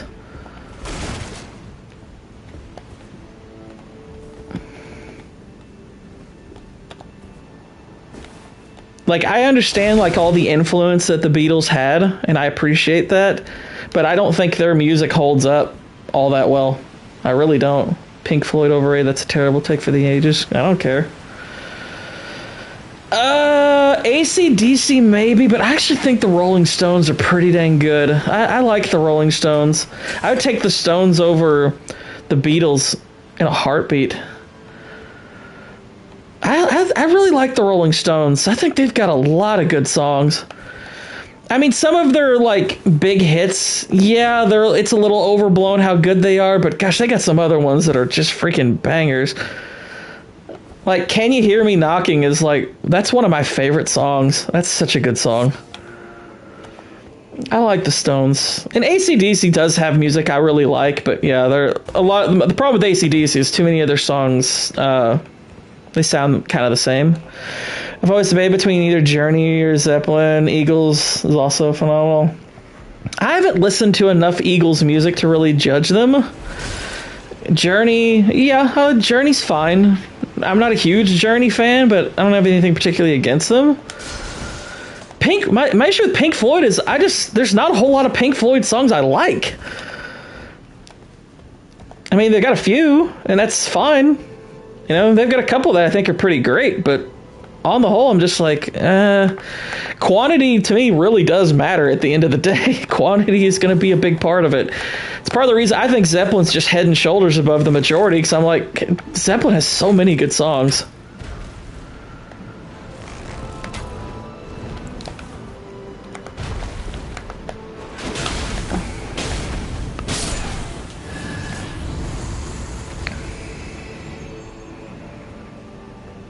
Now, granted, Pink Floyd's not a band I've listened to a whole lot, so maybe my opinion would change if I listened to more of them and more often, maybe.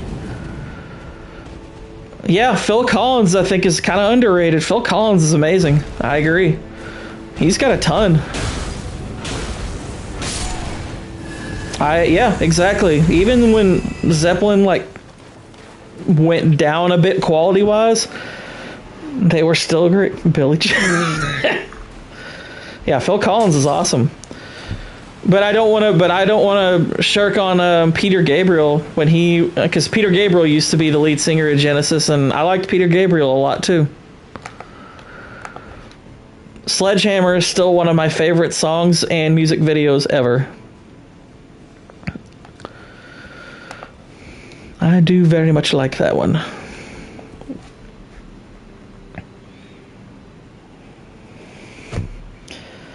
Israel's such a racist. It's tiring, everyone. I have to get Israel to talk about lighter subjects, because if I don't, it's just the N-word and anti-Semitism over and over again. It's tiring.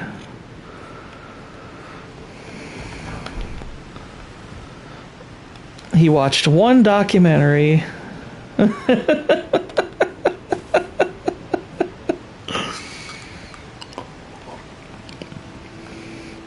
Though the irony of his name being Israel will never not be funny.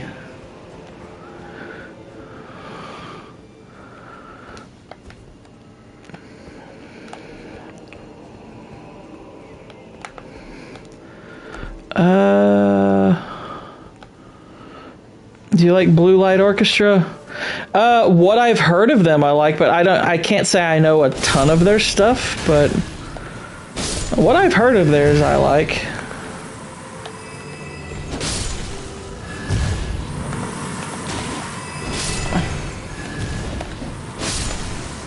I mean, they're no ace of base. I'm just kidding. I can't even finish that sentence. Not gonna go down a rabbit hole about music, but it's one of my great joys.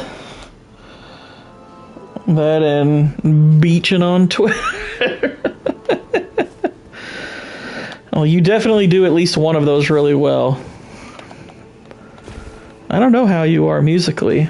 I can't do squat musically. Like, the best thing I've ever done musically is I mixed one synth kind of song with a program, which I actually liked what I came up with, but it didn't, like, the only thing that didn't go well was how to end it, but that was kind of the limitations of the program. But yeah, that's the other thing, is I'm more into music that doesn't have lyrics. That's why I probably know a lot less about some of these bands. Go to the Patriot review of MMM, you'll hear my guitar. Oh, nice. I will. So there's more than one MMM stream with guitar stuff? Because I remember Movie Cynic did a bit of that for the Batman stream. I remember that.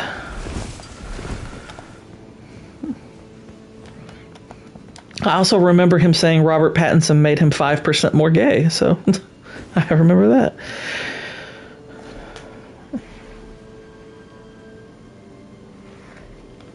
Possibly, and that's the thing. Maybe I just haven't heard enough of their stuff. Maybe that's it.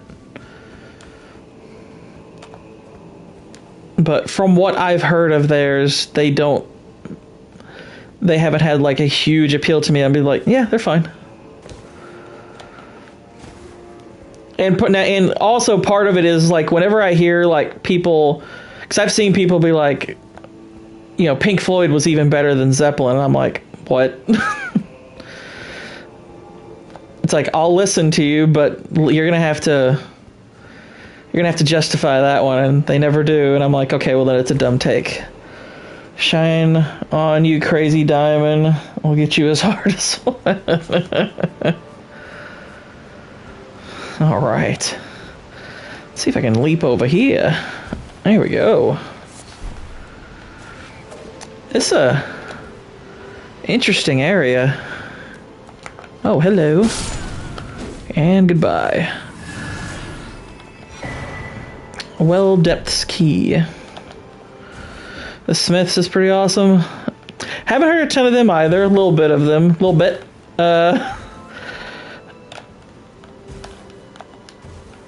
I think the reputation of their fans is hilarious. Kind of the meme reputation where if you're a Smiths fan, you're basically just Joseph Gordon-Levitt in 500 Days of Summer. You're just kind of mopey. I don't necessarily agree with the stereotype, but it's funny. Psychedelic Furs had a few good hits. I don't know if I know them off the top of my head.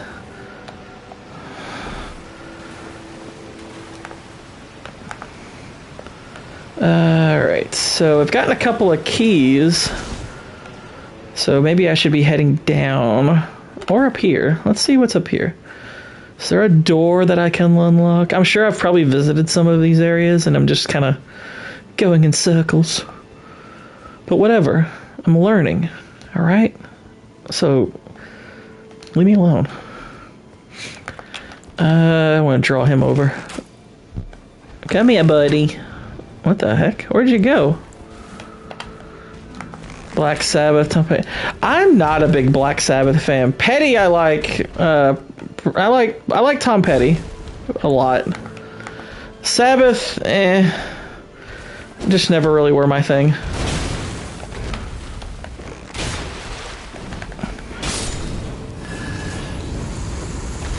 Yeah, Tom Petty's discography is excellent. Yeah, he's definitely up there for me.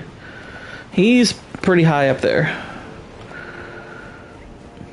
But Black Sabbath, I mean, they've got songs that I like, but they got a lot of songs I don't care for at all. Though, didn't they have like a long era like without Ozzy Osbourne? Because I know Razorfist has talked about that era a lot, and he seems to be more keen on that, and it may just be that I haven't heard that stuff, but I don't know. They never were, I was never too big on them. A flight pinion. I know what those are. Who has a 3-hour documentary on Tom Petty? Oh, nice. I'll tell you one band that I discovered because of an Edgar Wright documentary that I'm getting more and more into their music was the Sparks. They're awesome. I highly recommend the Sparks. They're strange, but they've got some music that is unbelievably good. I'm like, dang, they're awesome. And they're basically that unknown band that all of the big bands love. That's kind of their reputation, is they're everyone's favorite band that nobody's heard of. And I started watching that documentary, and I want to watch the rest of it because it was pretty dang good. I like Aerosmith. Dang it, that sucked. Got wrecked. Half of Fleetwood Mac's music is worth a listen. Lindsay and Stevie also have an album worth a listen before they joined Fleetwood. Yeah, I like Fleetwood Mac.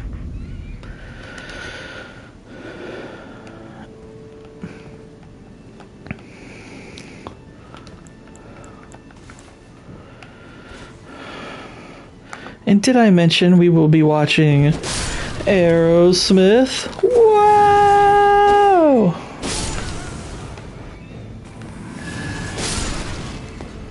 Nice.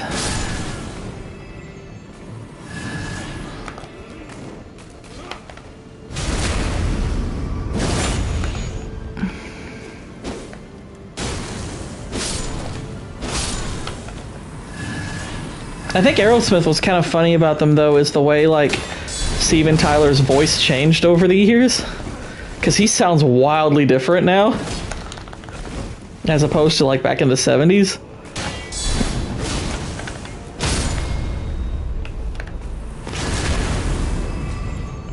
They kind of did, yeah.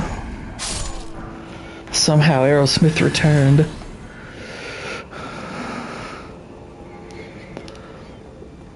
That line is gonna forever be hilariously infamous. Somehow Palpatine returned. It's like, oh jeez. It's painful. It's painful what that's become. Oh my gosh.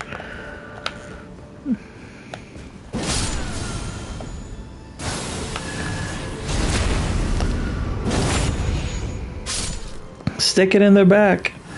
Oh wait. There's the storeroom key. That's why it's not necessarily a terrible thing to die. He couldn't hit the scream on Dream On back in the 70s due to drugs and such, but the laser surgery on his throat fixed him to the point where he can do it all today. Nice. Either that or blood of children. That's what laser surgery is code for.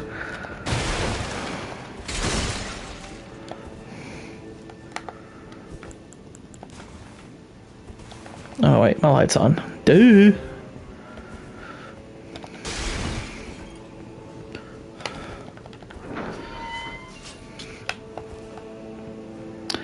Van Halen, I quite like Van Halen a lot. Both eras too. I like the David Lee Roth and the Sammy Hagar eras. I mean, the David Lee Roth one's the one I prefer. But I quite like Van Halen. Eddie Van Halen's guitar work is just, it's so good. It's so freaking good. What the heck? Who's whispering?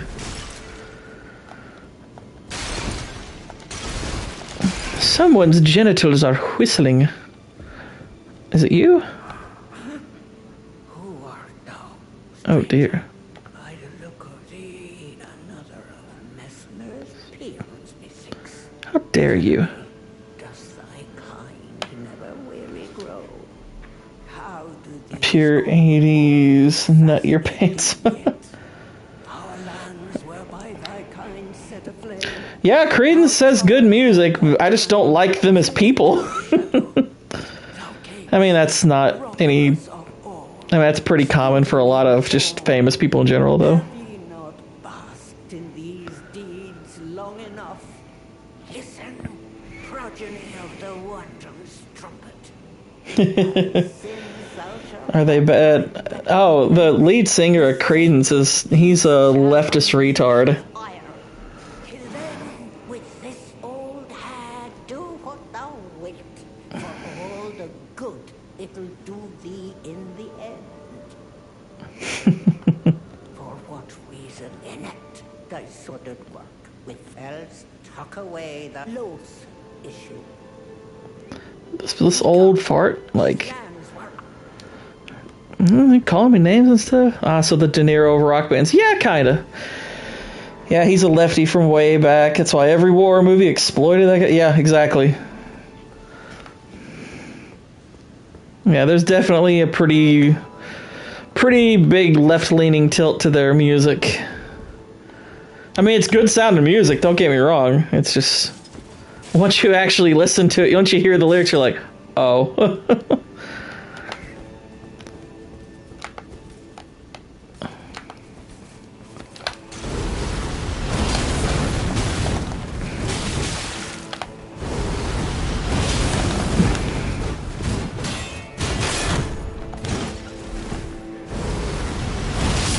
There we go. Pretty much.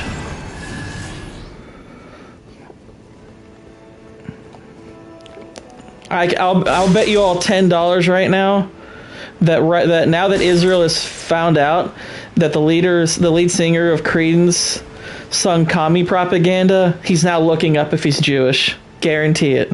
Guarantee it.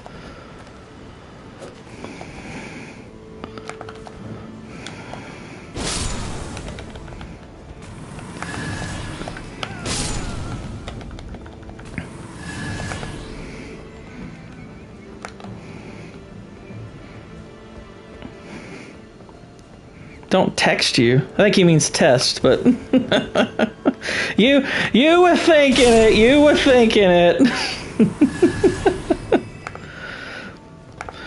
I also, Whitey, I didn't get a chance to watch the entire stream you had, but I posted that they released a little commercial for this DLC, and there's literally like a little 1 or 2 second clip of somebody in a pumpkin mask giving a thumbs up, and I'm like, I am clipping that and using it. That is going to be like a video reaction shot for me forever now. I am totally using that. Wow, I can't believe I missed that. Hehehe.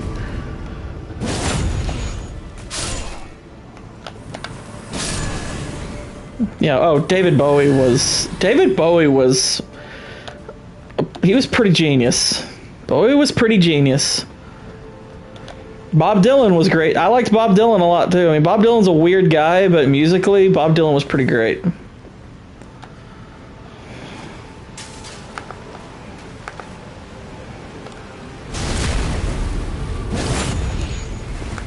And I know everybody prefers Hendrix's version of All Along the Watchtower, and understandably, it's fantastic, but I kind of still prefer Bowie's version.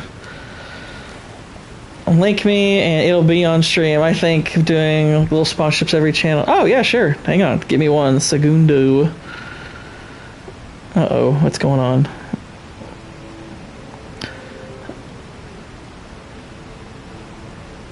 That's kind of neat. Wait, what? Oh, shoot. Hang on. Dylan did Dylan did All Along the Watchtower. That's his song. He did it first. He did it before Hendrix. Hendrix just did the most famous version.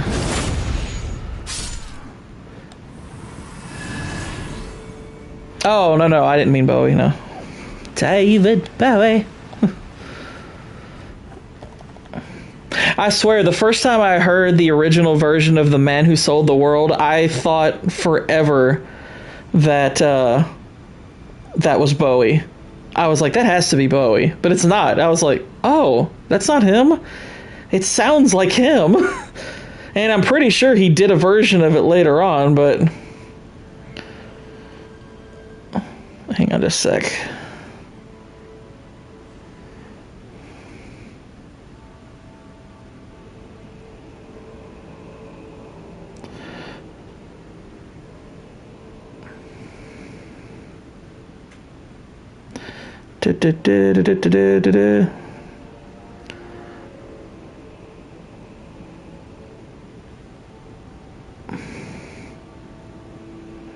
Hang on.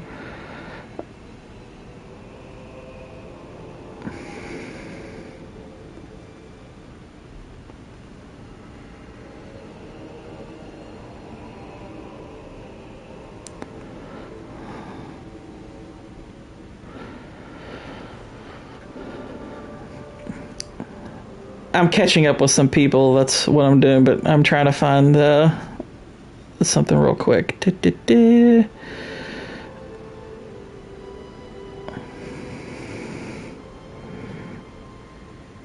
Alright, that gets through all the tags.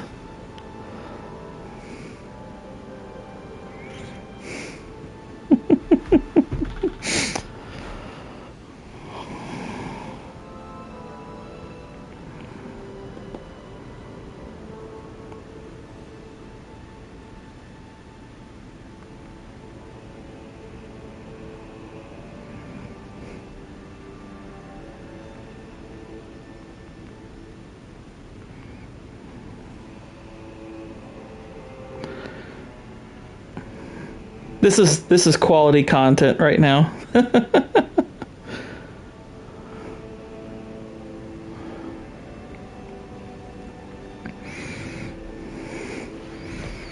Okay.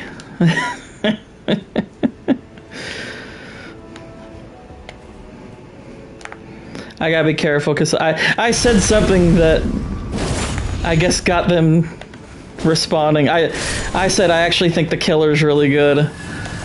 Which I know Vex and all the... I know a lot of people think that that's a boring movie. I think The Killer's fantastic. I don't get the hate for it. I think The Killer's a really freaking good movie. Which, with all the hate all my friends give it, Israel, you might just get your wish. I'm gonna probably have to do a Killer video. Go to bat for it, because I think the Killer's really good. I think that's a really good movie. And I know a lot of people that hate on it. The Killer's dang good. I think people who don't like The Killer just want they wanted superficial entertainment, and I'm like, it's a Fincher movie. Why did you think you were getting that?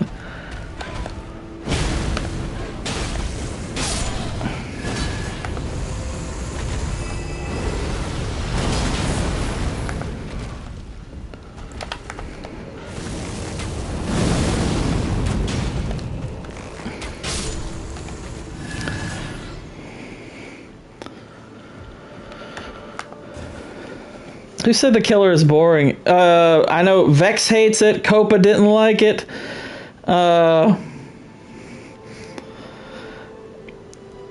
Jay, Gooch, he doesn't care for it. But yeah, I thought The Killer was pretty awesome. Like, I get that it's a slow burn movie, but I'm fine with that.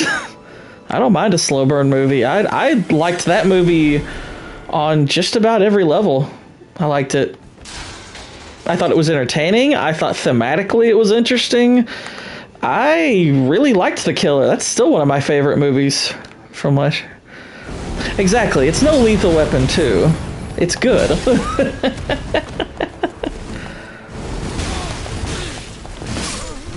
Dang it, this guy. He's the bane of my existence. I still gotta see it, yeah. I mean, like I said, it's a slow burn movie. It is a slow burn movie, but I think The Killer is pretty awesome. I dug it.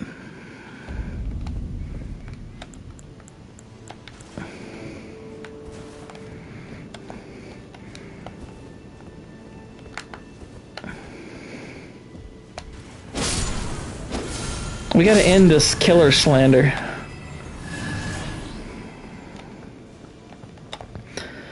Maybe that needs to be the focus. It's like, I love like kind of going after narratives around bad stuff. Maybe that's the kind of stuff I need to do for the good movies that I like, is let's do some reviews of like movies that are good that people are just flat out wrong over. Let's dissect all the bad takes.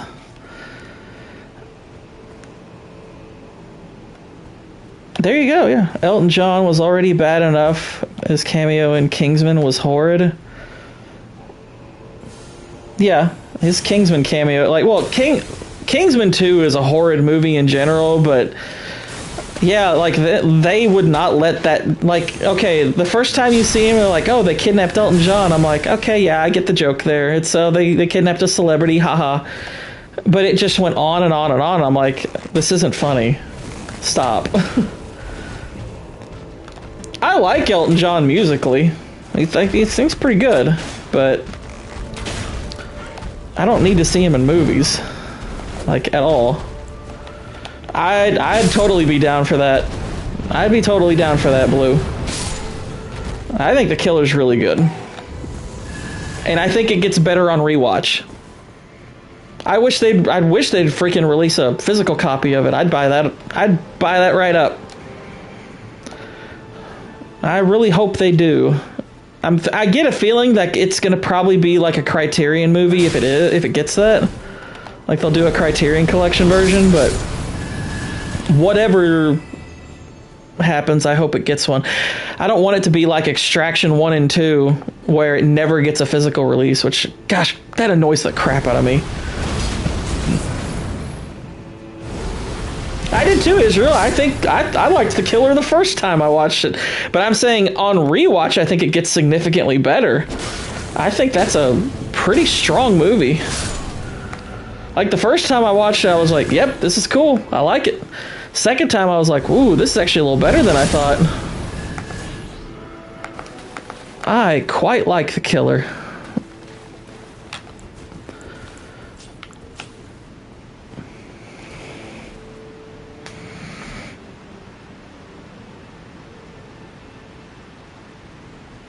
I was happy when Drinker praised it, though more people would like it since his fan base is so big.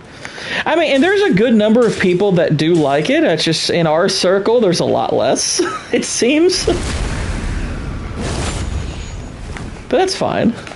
I know the EFAP guys, at least a couple of them gave it a lot of praise. Like, I know Mahler brought it up during one stream where he said that he had watched it, and Metal Commander, they had watched it individually and both liked it, and then they did kind of they didn't do an EFAP on it, but they kind of did an EFAP type watch of it, like Metal and him, and watched it like little bits by little bits and talked about what they were watching, and they were both like, yeah, this is actually really strong when you break it down. And I was like, cool. And I didn't watch it quite the same way, but I was paying attention that way the second time, and I was like, oh yeah, this is actually really strong. It's a dang good movie.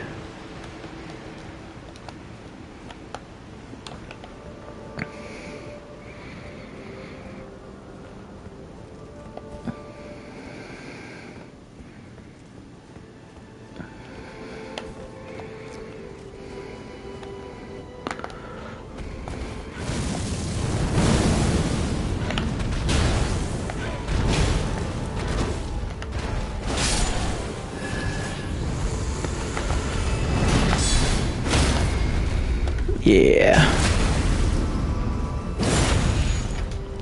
Nailed it.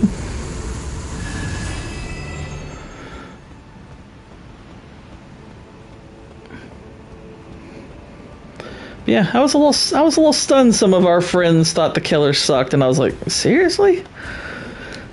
Killer's cool.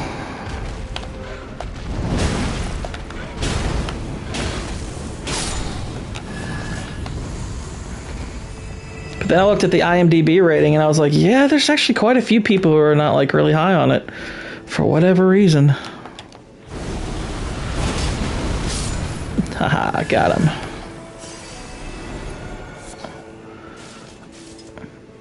Black firefly. Probably need to drink up some of this.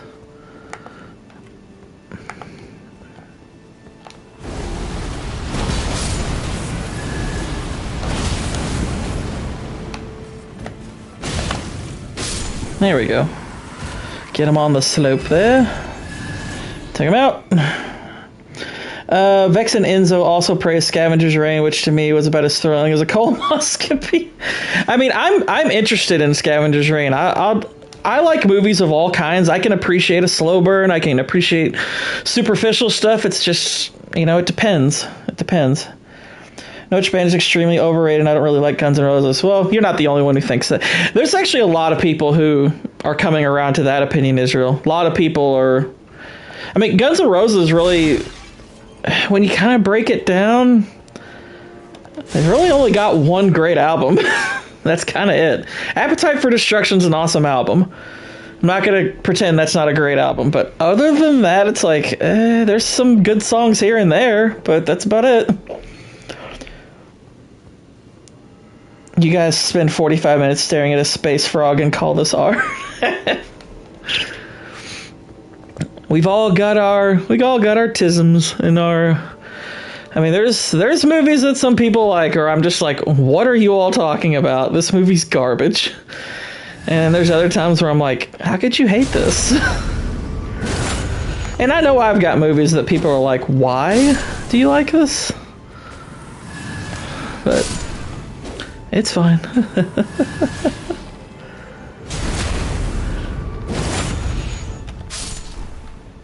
But I don't think The Killer qualifies. I think The Killer is a genuinely good movie. I think it's kind of... I mean, I wouldn't quite put it in the same vein as, like, Underwater, as far as, like, the level of underratedness it's gonna get. Like, Underwater is genuinely one of the most, no pun intended, underrated movies of, like, the last decade. I genuinely think that's one of the most underrated movies of the decade. I'm stunned when I look at reviews for that movie. It's kind of wild to me how wrong people are about that movie. I mean, I get why people weren't initially interested in it, but when you actually watch it, holy crap, that's a good movie. That's a really good movie. And I am more than willing to go to bat for it. But I mean, that's a movie that, like, freaking everybody was wrong about. Critics were wrong about it, fans were wrong about it. I was like, dang, why were you all so wrong about this?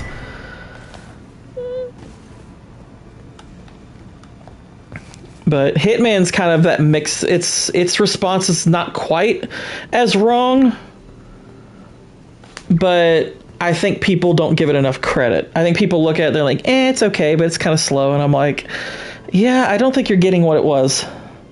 I've had Bob Ross videos that didn't put me to sleep as fast as Scavenger's Reign.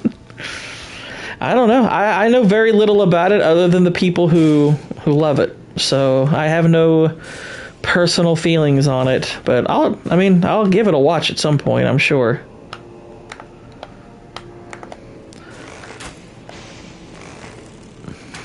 I got my arachnid bros here. Oh, hello. He's shooting poison. Oh, they can't climb up here. Do I like Van Halen more than Jimi Hendrix? Now, are you asking band versus the Jimi Hendrix Experience, or Eddie Van Halen as a guitarist versus Jimi Hendrix? What specifically are we asking here? So I want to make sure I answer this right. Well, I'll just go ahead and answer it both ways. What the heck? So, as a guitarist, Jimi Hendrix is arguably the greatest electric guitarist who has ever walked this planet. His ability as a guitarist is kind of insane, and like he was Mozart on an electric guitar, basically. The guy was unbelievable. Hang on, let me kill this thing. All right, there we go. Now, he doesn't have the body of work of Eddie Van Halen because he obviously died young. He died really freaking young. So, kind of both answers. Like, if you're asking me to pick, like, if I had to choose the work of both of them, like, which one do you want? Because you can only have one in your collection. Well, I'm going to choose Van Halen probably for both because he's got more. And it's really freaking great what he has also. But as far as overall talent goes, yeah, Hendrix was insanely gifted. It's really unbelievable how gifted he was. Like, he's one of those musicians where it's like, gosh, it's genuinely lamentable how early he died, because it really is like, wow, what did we miss out on? Similar with Mozart, but the difference is Mozart we got a ton. A broken rune worth 500. That's interesting. Let's see, 1600. So we got 2500 more runes here, and then we need 26, a little more than 2600 Toto in order to level up. So, we're close to leveling up, and that room might have a boss in it. It might have a boss in it. I want to take advantage. I'm curious if that ninja dude, if they're just like a one-time enemy, or if they come around over and over. Yep. Hello. Oh, they not only come around, they freaking kill us. Now I gotta make sure I grab my runes before I come back down there. That's a cool design, for real. I like that. Okay, so this is a Stake of America. Okay, so can I summon?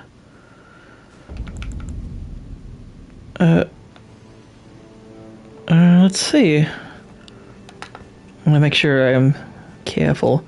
I don't want to die before I recapture my runes.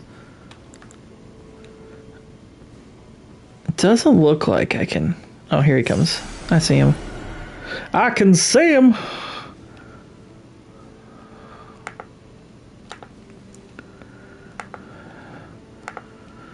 I'll lock on and try to stun lock him with my powers.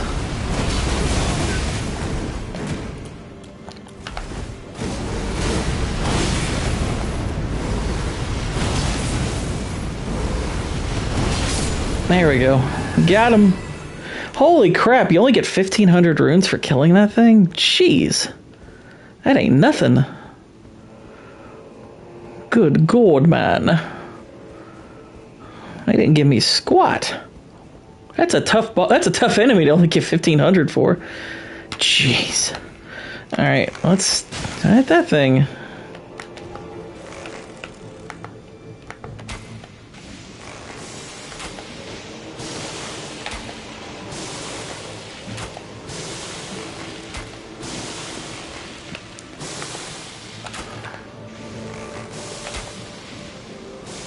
Tamayo Perry just died from a shark attack? Jeez. You'll have to remind me who that is. Tamayo Perry? I don't think I know them off the top of my head. A shark attack, though. Jeez. Oh, shoot. Okay, let's... Ow. Okay, hang on. Let's get out of the dough.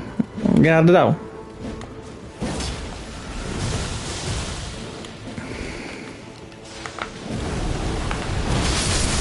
There we go.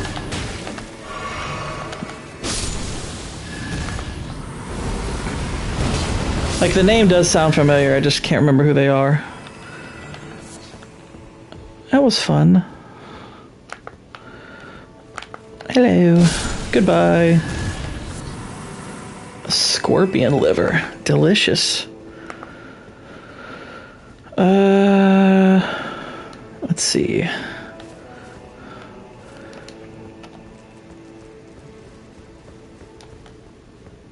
feel like I heard something up there. Nope, don't see it. Okay, well, we're here again, so this is okay.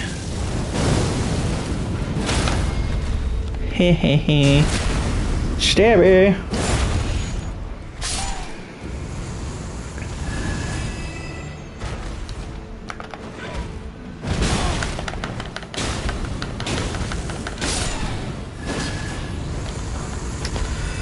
More smithy stones.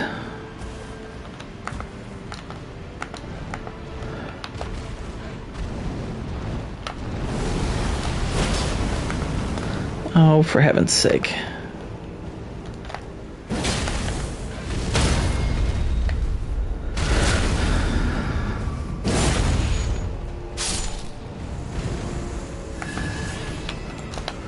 The old downward thrust.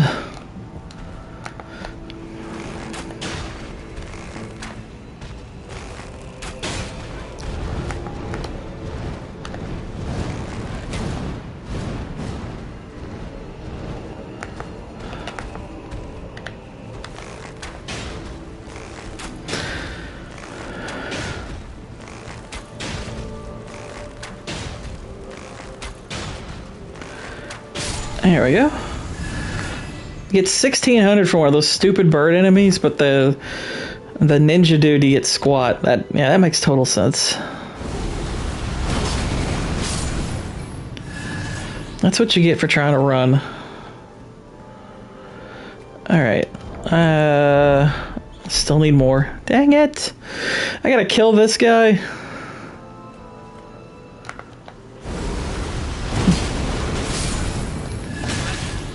Oh no.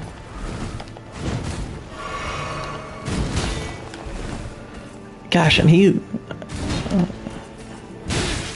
Oh shoot. Dang it. Why is he so strong?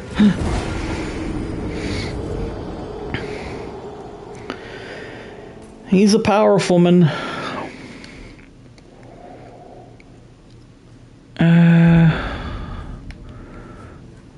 How close am I to maroons?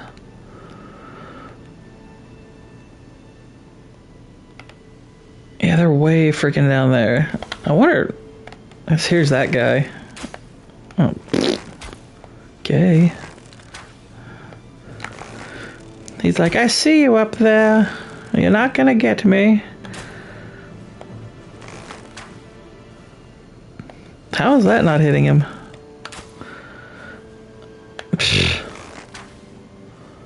There we go. Do a little walking back and forth.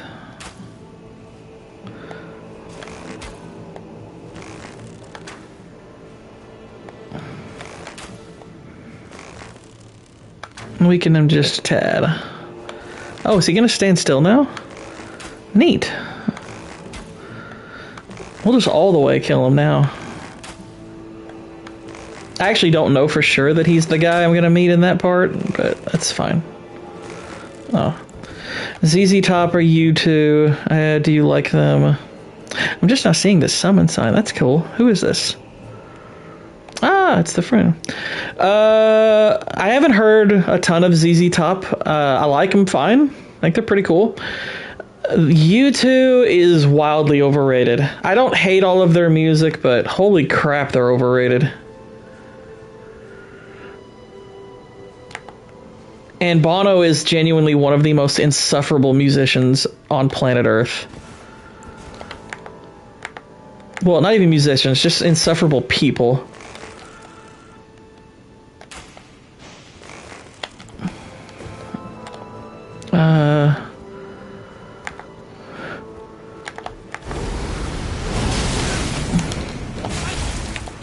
This might have been ill-advised. I can't believe I'm not dead. You ought to go look up all the quote-unquote causes he quote-unquote stands for. But they treat him like he's a freaking god. And I think he eats it up.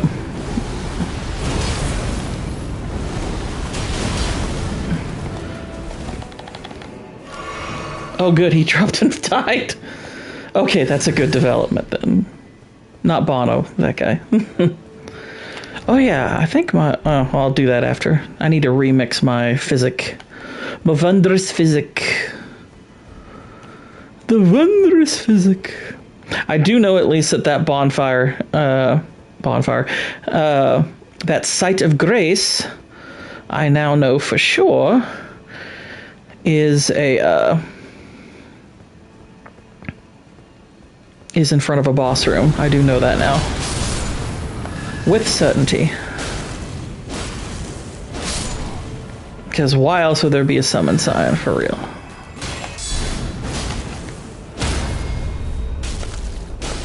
But yeah, like, Bono he's another, like, leftist humanitarian type.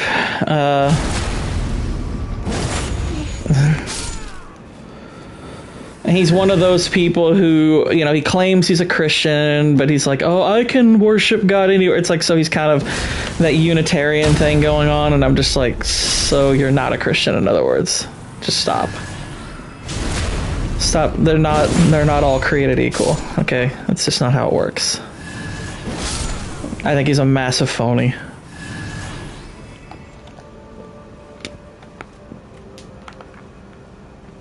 Not a fan. Not a fan.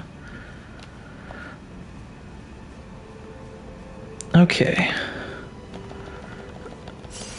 I wonder what would happen if I backstabbed you. Uh-oh.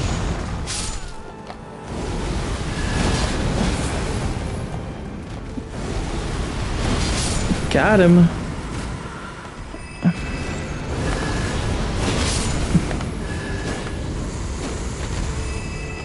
Alright, now I can go back. We can take on whatever boss we got coming up. Hey, hey, hey.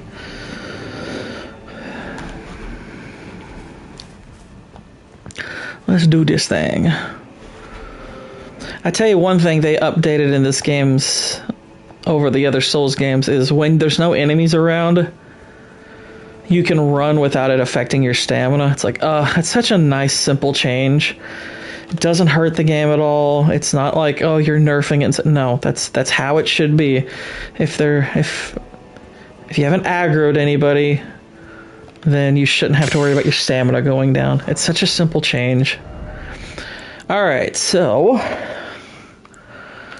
let's boost the strength again. Was that thunder? Do I have storms getting ready to roll in? Or was that just somebody moving something outside? I don't see anything about any storms, so I guess not. I guess we're fine. We're fine, everybody. It's all good.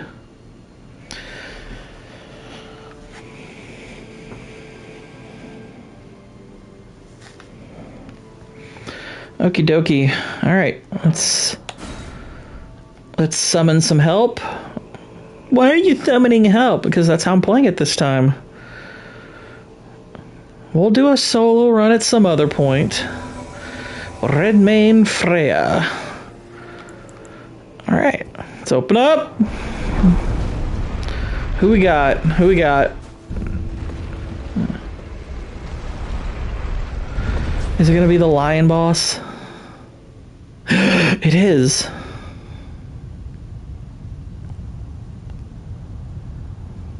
O horn-decked beast from higher sphere delivered, take root inside the tower sculpted keepers, and perched within, we beg of thee, rise.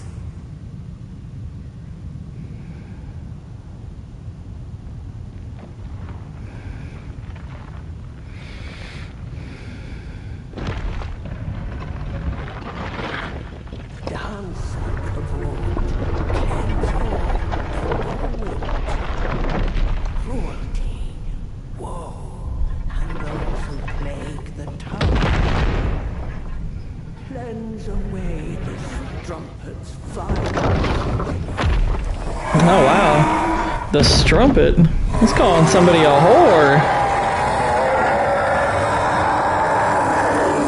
Hello. That's cool.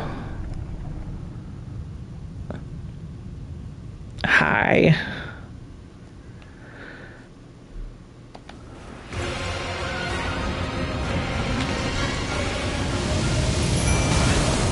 Holy crap.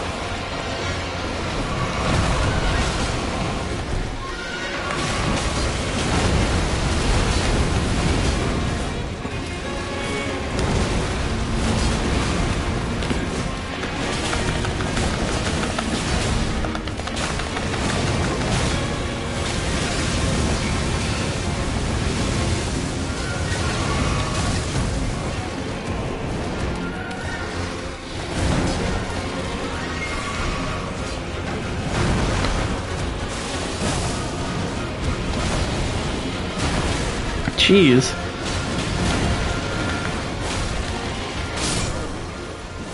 Alright, well, there's our first taste of a boss that I'm sure is going to be really freaking tough. Holy cow. I'm going to try it without this, the cooperator, just out of curiosity, because I know if you summon cooperators, typically that's going to increase their HP, so let's see what this is going to be like this time.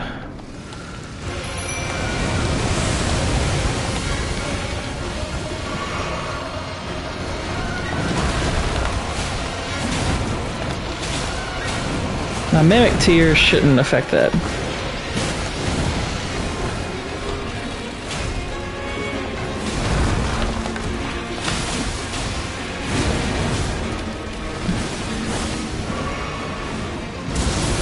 Oh my gosh, look at that.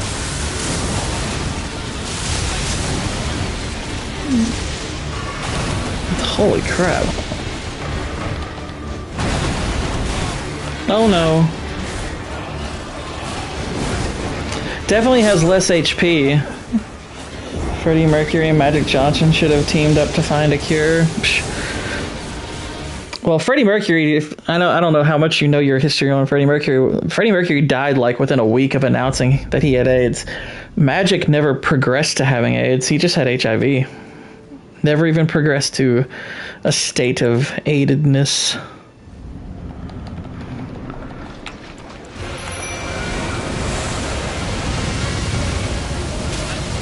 Holy crap. Yep, didn't heal in time. Holy smokes. Alright. I like it. I like that this boss is going to be hard. Yeah, the boss is too difficult. Yeah. Get over it. Alright, let's mix all Wondrous Physic real quick.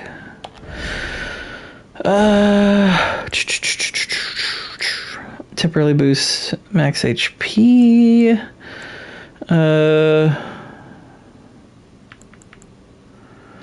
That could be something.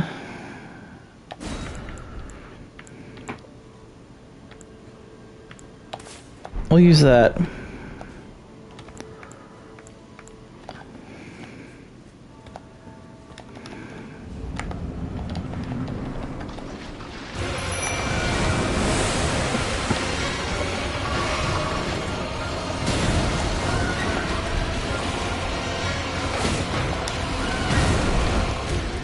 I'll let my Mimic try to get his attention here.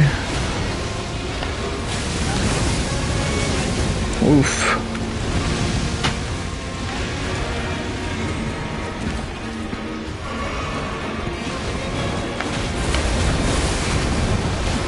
Wreck him. Holy moly.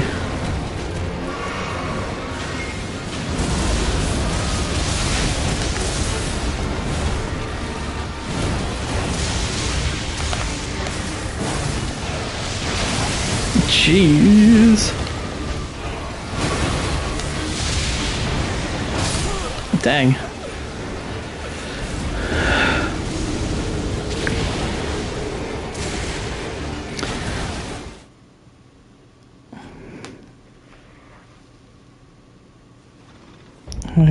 Did it with Freddie Mercury, die of mercury poisoning. Wow.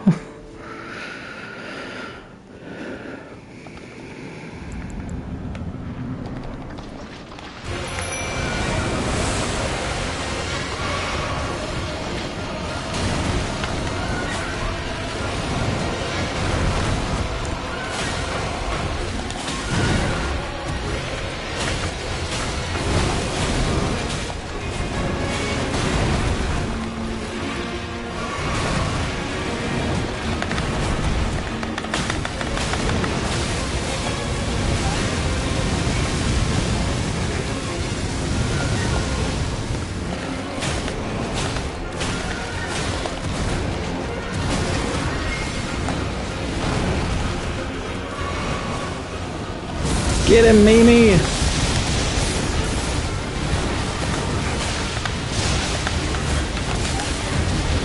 Ah, hit me right in the bum.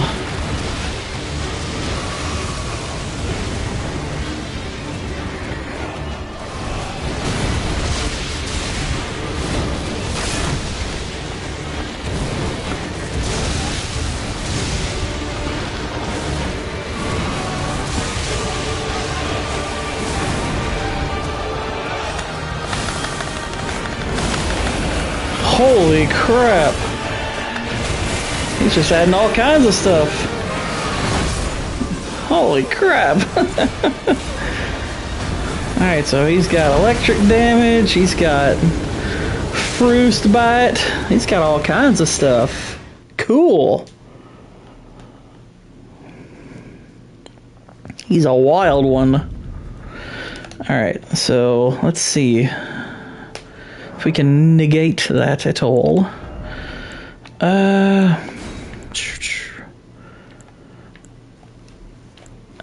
Boost resistance, heal statics. That could help.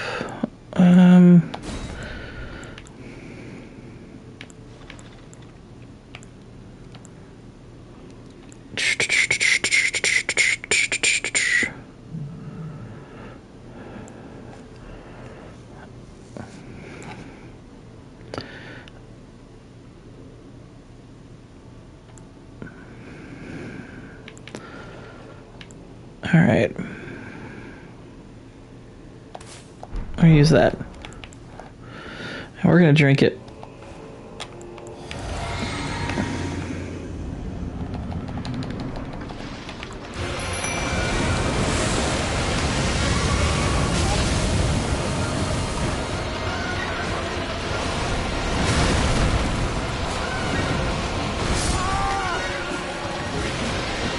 That wasn't good.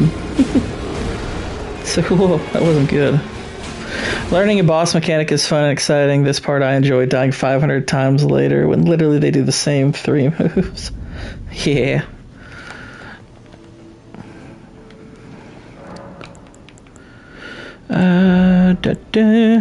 That's a kind of a temporary thing.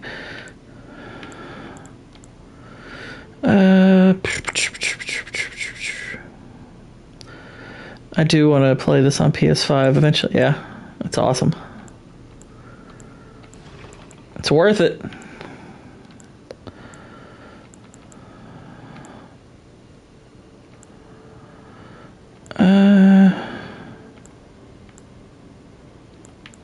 That's just the same one, but whatever, it's fine. It's basically another Estus, well, Crimson whatever thingy.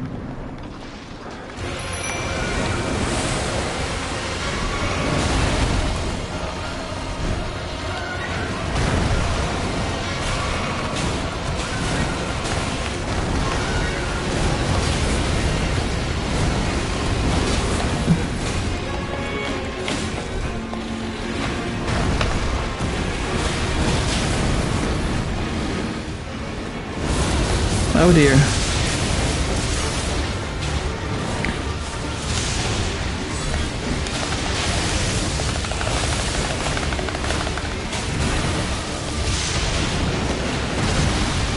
Oh shoot. Oh crap, I ran right into that. It's a good time to switch weapons.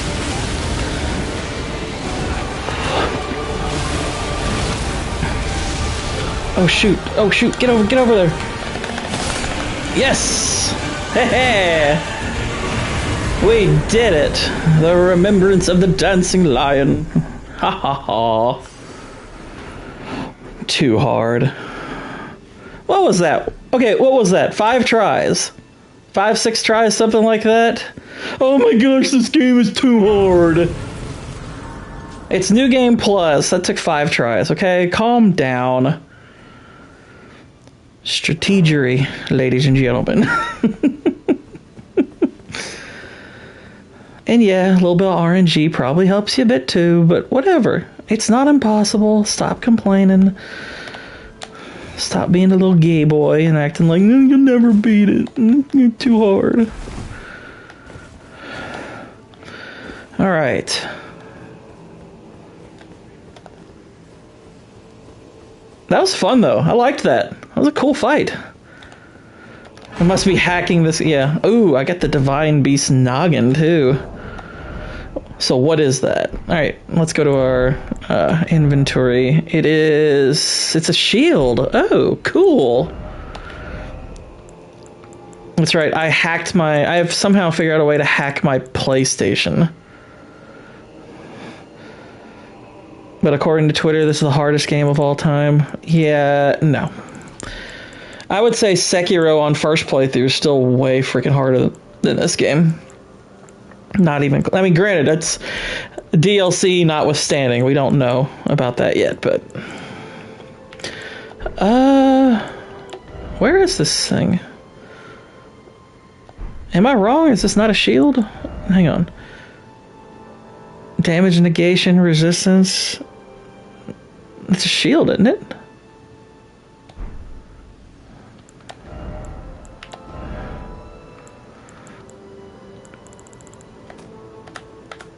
Well, I probably would do better to actually look at these by themselves, but no, it's not in there. What the heck? Where is it? What is it? Like, here's the dragon. The grafted dragon.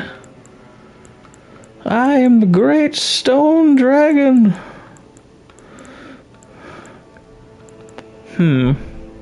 What's something? It's not one of these. Who would equip this for real? The Shabriri's Woe constantly attracts enemies' aggression. Who would equip that? What kind of nonsense is that?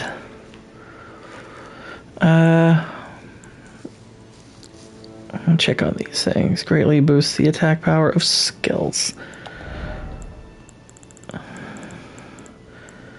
I've got a few remembrances that I guess I could spend.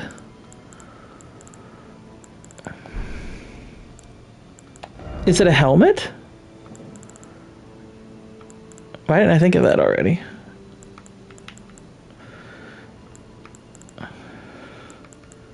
It is. Hi, everybody. I'm overcompensating. Look at that giant noggin. I'm just curious what this looks like.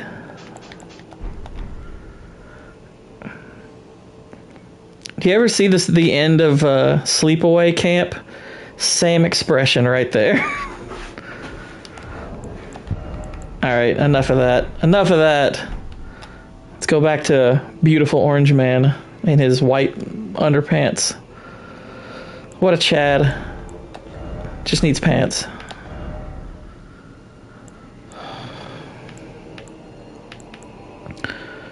Is your character deeply closeted? He looks like it. Well, you would know. You're probably better equipped to answer that. Look at that. Look at this Chad. I could just walk around like this, and all the lady enemies would be weak to my charms.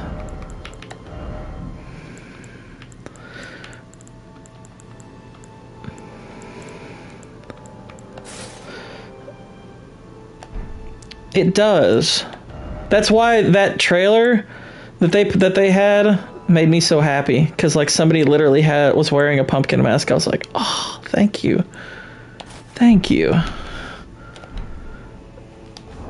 tell you what I need. Is there a crown that I could wear that I haven't thought to put on yet? There's got to be a crown somewhere. I need crown. So that's a mask. That's like, what's his face? The dude from Kingdom of Heaven. There's a headband, but headbands are a little weak. Nobody likes headbands. But for real though, that was a cool boss fight. I liked that. That was neat. But they do need a pumpkin mask for real. If that would make me so happy. I would wear that with pride. Not like gay pride, but some kind of pride, you know. I do want to look about. Yeah, I don't have very many runes. I don't got a lot of runes. Push!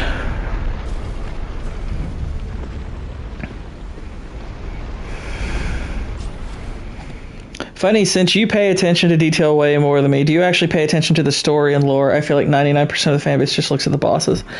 Okay, so pay attention to the lore to a degree, I do, but I can't pretend that I'm necessarily like great at discerning it because of the way in which it's presented. But I love I mean, if you're a Souls fan, have you ever watched the channel Vatividia? That dude breaks down Souls lore better than anybody, and he also he has friends that he collaborates with that are also really good at it. But I like Vatividia's videos a lot, so anytime I really want to get deep into lore, I watch his stuff. O Tower of ours, hidden in shadow, O lofty spiral piercing the heavens, lead him safely unto greater godhood, and in divinity grant our salvation. What is he talking about? Oh, do you know what the heck the story is about? Well, the thing about Souls games is it's hard to just give one single through line and say what the story is about. It's never really that simple. There's kind of a lot of things going on all at once.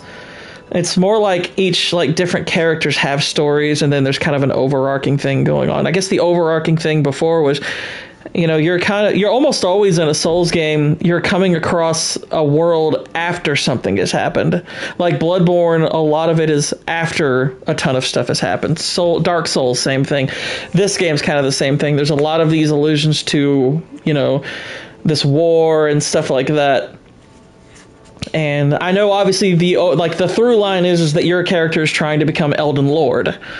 And I like that about this. And Shadow of ERDTREE, yeah, it has a story. I've heard that as you get into this game, the story is a lot easier to discern than a typical Souls game. But I've only heard that from one creator so far, so I don't know how true that is. A message left by Needle Knight Leda, addressed to kindred spirits who also pursue Mikola's trail. The gate of divinity lies in the tower sealed by shadow. That is surely where kind Mikola is headed. We are no Empyrean. We are no Empyreans. Okay, I've heard that term. We are no Empyreans, but we must locate the path that will lead up there. I will follow the crosses east. It seems the tagline for the DLC is "Witness a God being born." Okay, I would assume that's referring to Mikola, because I know Mikola is kind of he's the figure that pretty much almost all of these figures in some way, shape, or form seem to revere. And I know Melania, the boss, she's the sister to Mikola, if I'm not mistaken. So I'm guessing this is the gate guarded by shadow. So, yeah, sealed and obscured by shadow. Okay, so eventually, I'm guessing this might be the end point here. So we can't get in here yet. Okay. I'm guessing we can't get in here until after everything else. This is probably the end. By the way, speaking of, I guess Mikola, I don't know if you fight Mikola. I would kind of assume you probably do. I've heard that the final boss is way harder than any other boss in any other Souls game that you've ever faced. Like that guy who was saying that the story is more straightforward. He also said that the DLC has a boss that makes Mikola, Orphan of Kos, all of those famous Souls bosses look like really easy by comparison. I was like, oh, cool. I was like, well, I'm ready. I mean, I'm not ready, but I'm ready. All right. So let's Hornset Grandom. Okay, let's go to them. What the heck? I beat all 3 endings of Elden Ring. I think there's 4. I think there's more than 3 endings. I think you might have missed one. I think there's 3 endings that have trophies, but I think there's 4 endings total. I would say the most disturbing ending is the frenzy ending. That one's pretty wild. I would say my favorite is probably Ronnie's ending, you know, the witch. Is it Ronnie or Rena? One or the other.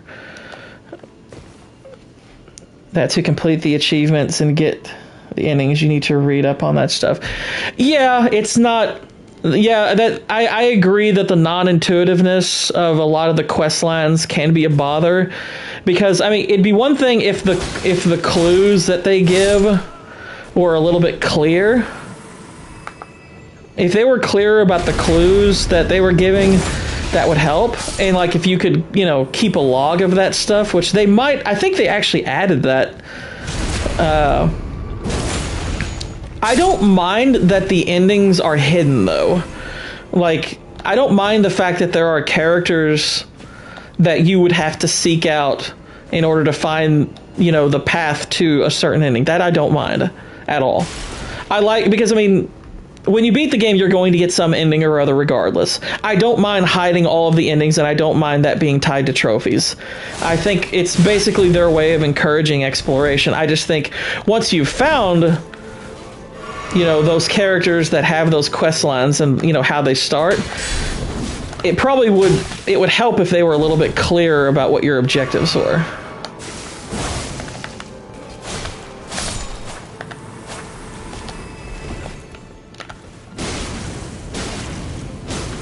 That's the one thing I would probably alter. But I don't mind that it's tied to achievements, and I don't mind that it's not easy to figure out. I'd be a little bit clearer about what you have to do and when you have to do it, because that's the other thing, is a lot of times, like, you could be in the middle of a quest and find out, oh, I did this thing and now that quest is closed. That can be annoying.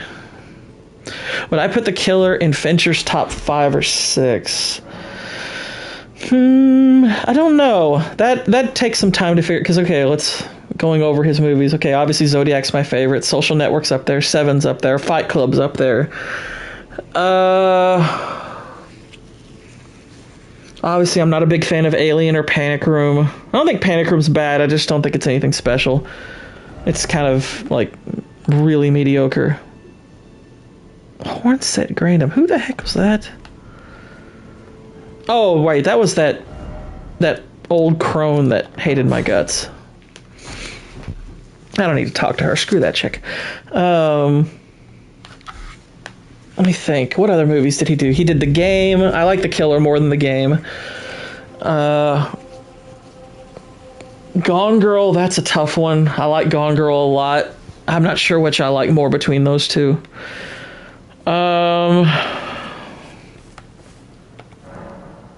I abandoned here a part of my flesh and of my body. So these are the crosses he was talking about. What brings you here? Ask about the person in the verdigris armor. You must mean Samor. Oh, him. Samor is a kind and stalwart ally. The provisions are a little outfit. Samor traffics with the forager brood, his brethren, who collect supplies from all corners of the land. No doubt they find inspiration in his many virtues. These are not your foes, Tarnished. Should you spot any foragers... Let's see, I haven't seen Mank. Girl with the Dragon Tattoo is really good. And then there's Benjamin Button. I like The Killer more than that. So yeah, I think top 5 or 6 is probably accurate. Let's see, Zodiac, 7, Fight Club, Social Network, Girl with the Dragon Tattoo, and Gone Girl might be ahead of The Killer, but I'm not sure. Like, I think Girl with the Dragon Tattoo is really, really good. I'm not sure after that, though. But it's possible. Yeah, I don't mind putting the hours in, but then, yeah, you dump 30, 40 hours into a playthrough, and when you save, you screwed. Well, here's why. The other thing is, though, having multiple endings should give you a reason to play the game multiple times. Not just create a save file and say, okay, I did this ending, then I did this ending, then I did this ending, then I did this ending. I like that they add replay value, which is their intention. So, in that sense, that's part of what I really what I really like about all of that. I like adding replay value. Now, how much it adds, that's debatable, because obviously, you know, the some of the quest lines are not anything special. But for the most part, yeah, I'm more or less okay with how they do things, because we do have the internet and it's so accessible. Yes, it is a bit of an annoyance to have to look that stuff up, but whatever. Carved words of coalesce. Carved words coalesce. I abandon here the first of the flesh of my body. Okay, so these crosses signify stuff. If you've yet to do so, assuming you intend to trace... Okay, so that's the first, that's another. So let's go this way. What time is it? What time did I start? What was that, like 2? Gosh, I've been at this almost 3 hours. Holy crap, this has flown by. I did not realize I've been at this for almost 3 hours. I'll go another half hour. I don't care. I'm having fun. I think this DLC is kind of awesome. I'm quite enjoying myself. And I especially like the fact that I've come into this relatively spoiler-free. So, yeah, I'm digging it. It's very rare, like, usually, because other than playing Elden Ring the first time, a lot of the Souls games, most of it was spoiled for me coming in. I knew a lot. So, this is cool, you know, coming into a DLC and really knowing next to nothing. This is kind of awesome. I mean, I've had to work to avoid spoilers, but so what? I don't mind a second or third playthrough, because one time shield, one time magic, one time, yeah. It's just on a playthrough 3, he didn't kill XYZ boss in chapter 2 of the demon. Yeah, and that's where we agree, is that's why I think the objectives need to be clear, is because, okay, if I am going to set aside separate playthroughs to do a different ending, it would help if it was clear how it was. Once you got on the right path to that ending, it would be nice if it was clear how you achieved it, or at least relatively clear. Like, I don't mind a little bit of figuring things out, or even a lot, sometimes even a lot, but to where there's nothing even remotely intuitive about what you're supposed to do, which is often the case, that's annoying, because that just means you're on a fetch quest without any clear objective. You really don't know anything about how you do stuff, and stuff like that is really annoying. Like, I'd say this, I think the witch's quest in this is really well laid out. I actually think the way they laid out her quest is great. I had no problem following that, no guide, nothing. That was easy. The Frenzied Flame quest? I couldn't tell you how one figures that out. I have no freaking idea. That, I think, is, at least from what I recall about it, pretty non-intuitive. And that is a bother to me. I'm trying to think of the other ones too, but yeah, some of it's annoying, some of it's handled well. But yeah, I'd like to see a little bit more consistency on that front, to where it's like, okay, I'm on the path for this ending. How do I do it? Well, let me tell you, says the game. And then it goes from there.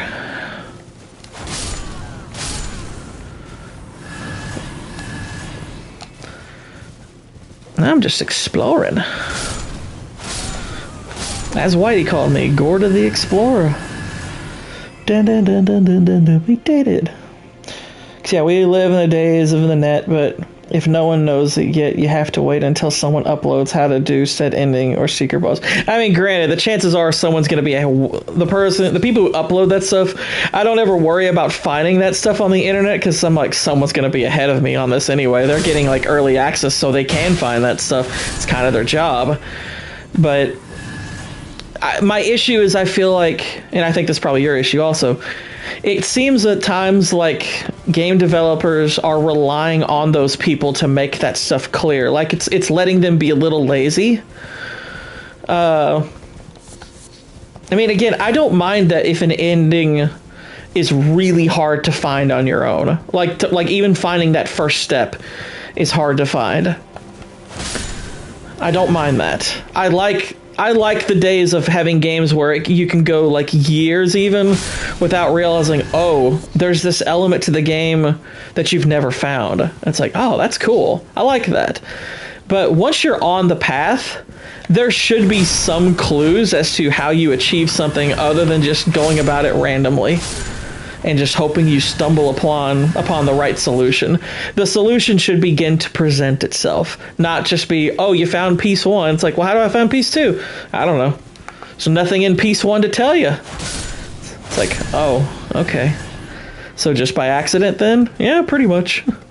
It's like, that's annoying. Ooh, I got a Shadow Realm rune. It's pretty. There's a lot of crafting materials out about. And this is coming from someone who really loves exploring in games. I do love exploration. Like, one of the best things about this game is how much you can explore in it. Like, me and some of my friends, we were discussing whether this or Breath of the Wild was a better game. And I said, honestly, it's not even close, if you ask me, because the thing that I disliked about Breath of the Wild, other than the crappy weapon system, was that while the world was open and you could access a lot of it, very often it felt like there was nothing actually to it. Like, it was highly inactive, and that kind of bugged me. Like, it'd be cool that you could go to this place or that, but nothing was happening for like long stretches. Whereas this one feels like there's a lot going on in almost every area, and I think that's really cool. Okay, we got this spooky cave. Breath of the Wild was good, but slightly overrated. I agree. It's a great game, but the best way I could describe Breath of the Wild is Breath of the Wild, in certain ways, feels like the template to a better game. Like, it's the starting place for a better game. You know, and it's excellent in its own right, but, and I've heard Tears of the Kingdom is kind of that. Like, it's that idea come to full fruition, so I'm excited to play it. But yeah, Breath of the Wild kind of left me with that impression. Like, this feels like they've started something really cool that'll eventually turn into something like unbelievable. But to me, Breath of the Wild, the first time I played it, it was like an 8 out of 10. Now, I didn't explore the game fully, so maybe it's better than that on replay, which I have started a replay of it, and I'm enjoying it a lot more. But I know that first time I was like, yeah, this game's like an 8. And now granted, I will say this, I don't know if either of the games, Tears or Breath of the Wild, could be a 10 for me, because I genuinely hate the weapon system. I hate it. Constantly having to switch weapons and them constantly breaking on you, I do not like it at all. Like, even your Master Sword, you have to keep repairing, and I'm like, holy crap, guys, come on. This is annoying. Exactly. That's why I was saying that about Tears of the Kingdom. I don't think I doubt very highly I will ever rate that game a 10, because I genuinely hate the weapon system in Breath of the Wild, and as far as I'd heard, it's the same in Tears, and I was like, son of a gun. Gotta be kidding me. I hate the weapon system. Not because the weapons aren't cool, but I'm just like, why don't you adopt a weapon system like these? To where it's like, okay, I don't mind there being lots of weapons options. That's awesome. But put them in an inventory. You know, if you want to make it to where you have to, occasionally repair them, that's fine too. But they break after like 5 hits. It's like you kill a couple enemies, it's like, oh, weapon's broken, sorry. It's like, gosh. Even your Master Sword doesn't last very long before you have to fix it. I'm like, this sucks. Who thought that was a good idea to do twice? Why? Come on, Zelda, don't do that again. Fix that for whatever the next game is. Queers of the Wild or Breath of the Queendom. I don't know. Whatever your next game's called, fix the weapon system. It sucks. It freaking sucks. Whoa, that was trippy. Okay, so that's a room. That's a room.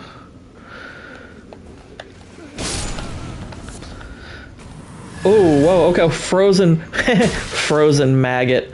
I'm not just saying this. I saw something different there for a second. That's like me saying passive maggot. I think the next Zelda will be different. Well, we know there's going to be the game where you're playing as Zelda, which I'm actually pretty psyched about that. I think that sounds cool, and I think... I know some people were claiming, there was a bunch of people saying, that's going to piss off the anti-woke, and I'm like... I didn't encounter anyone saying that at all, so I don't know if that's like our side making up a straw man, or if I've just not come across those people, but... I don't know of anybody who was ever balking at the idea of playing as Zelda. Like, oh, that sounds cool. I'll play as Zelda. Zelda's a great character. But as far as the next, like, full-blown Zelda game where you're playing as Link, I mean, it'll be different, but it's going to be open. They're not going to abandon the open world format. I mean, they've got... I think we're going to be seeing at least the Breath of the Wild, Tears of the Kingdom style. They'll add on it, but I think for the most part that's what we're gonna see. Now, whether that translates to like the art style, don't know. Frozen maggot, that's gonna make me it's funny to me. But I think we're gonna be seeing more games like that in the Zelda franchise for a while, which I'm okay with. I'm cool with that. The open worldness of it, I'm totally fine. Oh, please, not the jar, anything but that. I promise I won't ever do it again. I swear, a living saint I'll surely be. Please, you must forgive me, please. So these are like the people who got turned into jars? Something like that? That's wild. That's wild. That's where we're seeing all this jar stuff. It seems to be the suggestion. This is where jars get made. I'm kind of wondering if I can platform my way down there. Like, I'm tempted to try it, but I don't know. That's a risk. It's a bit of a risk. But I am tempted. Is there a viable path? It looks like you could get down there theoretically. But I don't know. We'll come back to this. I'm genuinely intrigued. Well, we might have our answer in just the simple fact that there's nowhere else to go. There's a rune. Oh, hello. What is this? That's the inside of a jar.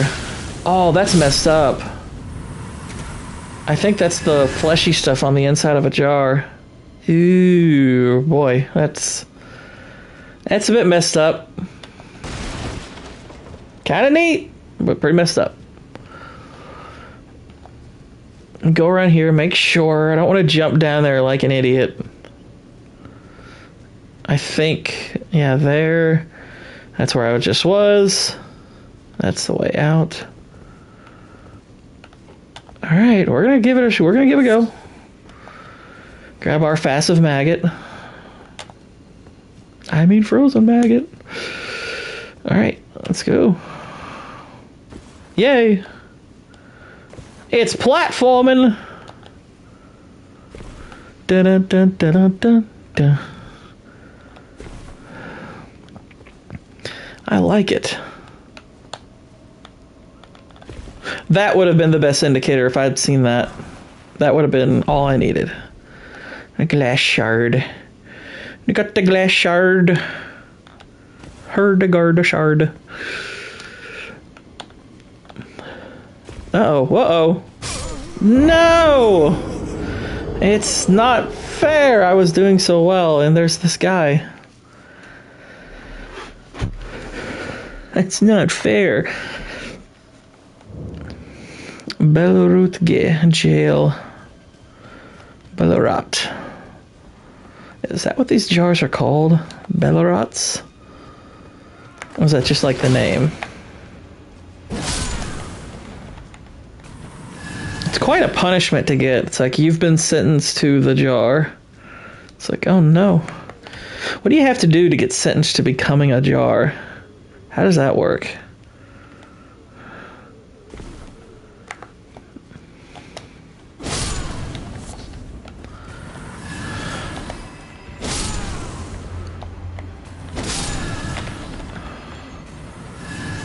Alright. Got him, got him, got him.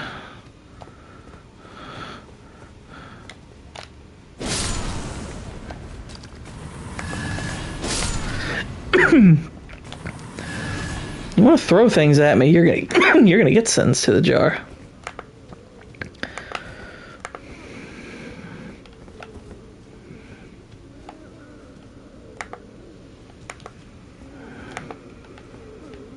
Oh, oh.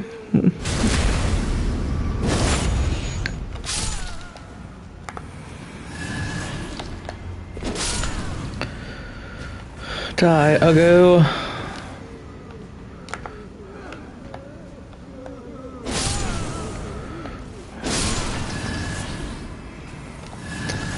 What is this new devilry?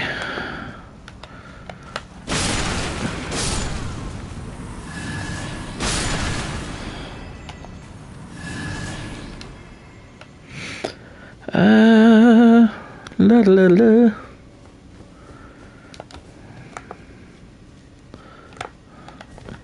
Oh, I already talked to them. They weren't very cool.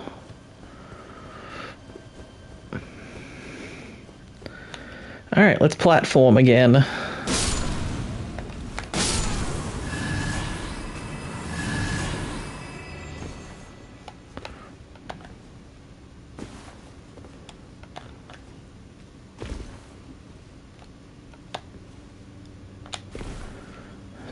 All right.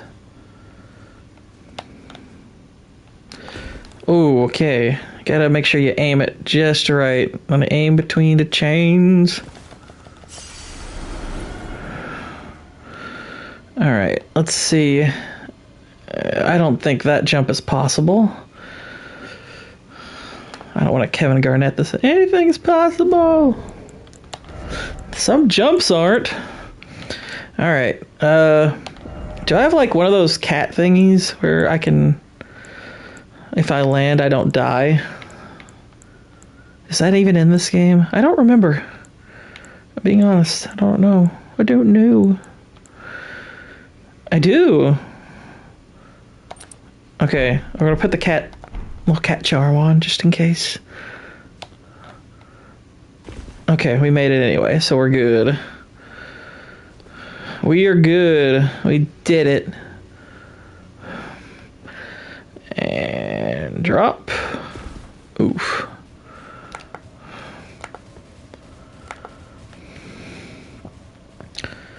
Here in my jar, I will see fish to boil.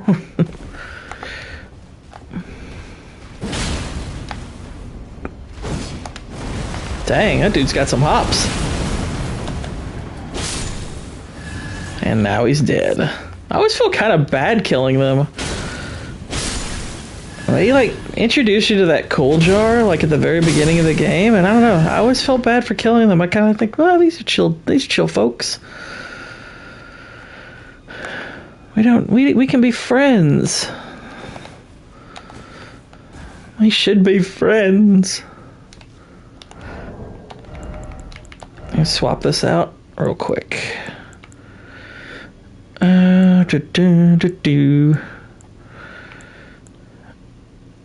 Vastly releases equipment load. Yeah, we'll go with the source seal. Increases damage taken. Yeah, we'll do that one. I'm gonna do this. Ew, it's the jar. It's the insides again. It's like the thing. Oh my gosh. It is like the thing. Holy crap.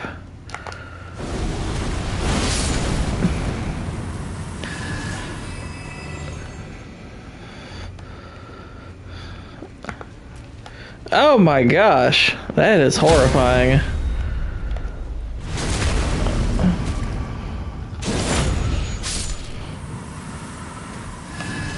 It does make me feel even sadder for them, though. My gosh.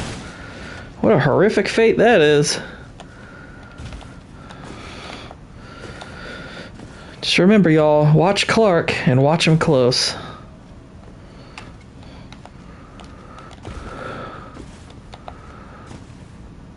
I can't get up there from here.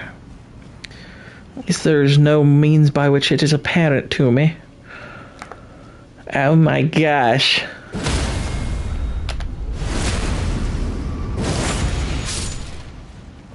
Hey, I'm putting y'all out of your misery, for real. You're welcome.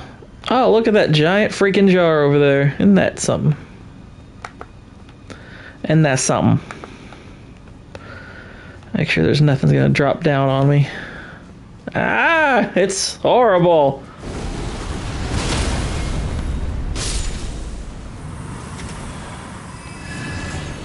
That's so terrible looking. Innard meat. Delicious. Ah!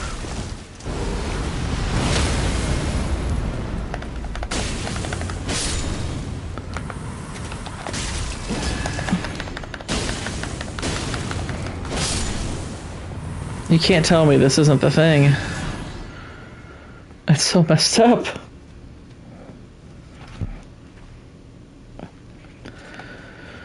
Alrighty. Oh no! I wanted to meet the giant jar. I feel cheated.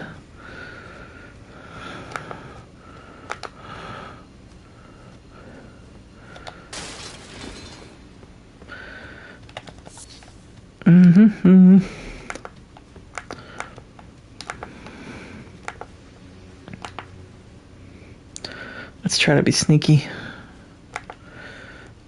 Make sure there's nothing around. Hehe. That jar is good armor for real.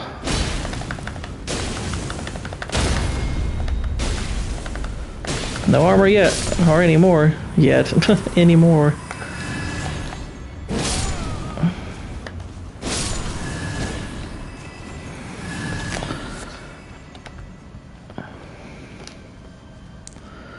It's a neat little area. I like it. It's cool. Alright, are there any more jar thingies out and about? Lost Ash of War. Nothing special there. I'm reading the 89 Batman comic online. Neat.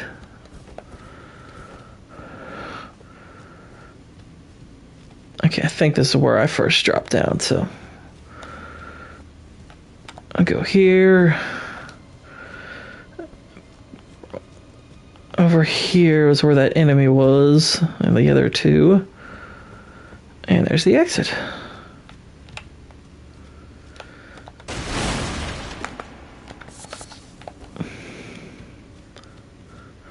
Some agates. And an item. It's a smithy stone.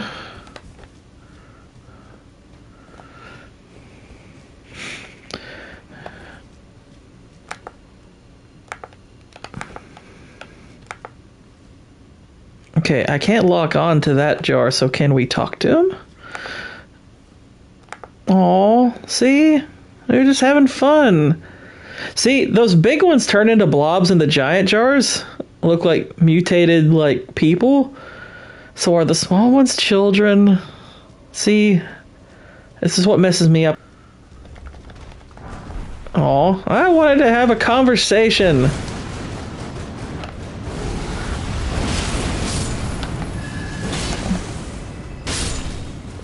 I wanted to be your friend. It wasn't to be. And now here come the children. You know what? We won't say they're children. We'll say they're like little Peter Dinklages. They're little Dinklages.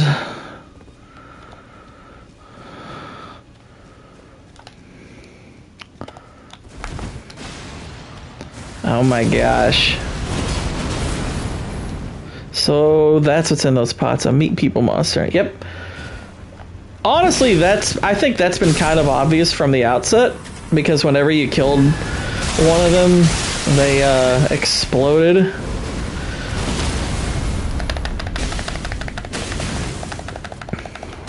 I'm in trouble. I don't want to die. Oh, I died. He splooted on me. Yeah, whenever you like burst one of the jars, like there was like meat and blood and stuff inside. I was like, I don't think that's jelly. I don't think it's jelly. Well, this sucks. I gotta go all the way. That's a lot of progress lost. Son of a nutcracker. It's fine. Hey! They are little peepots. Little peepots. Little peepos. You could do a peepo meme with those pots. That'd be kind of cool. It's a little peepo pot.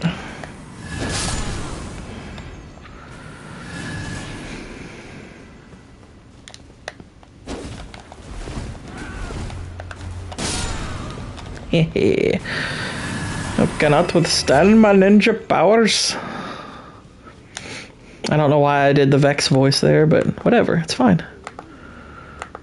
Oh, oh, oh.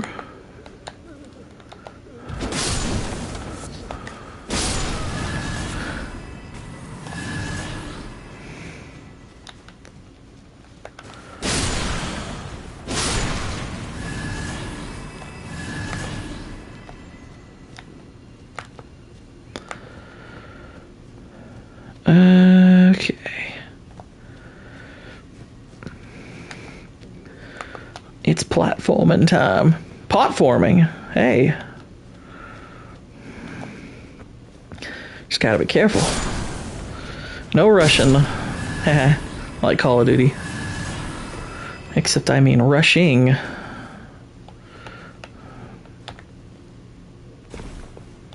Oh yeah, let's put on the kit. Let's put on the kitty medallion. We do not know on our kitty. No. Get on there.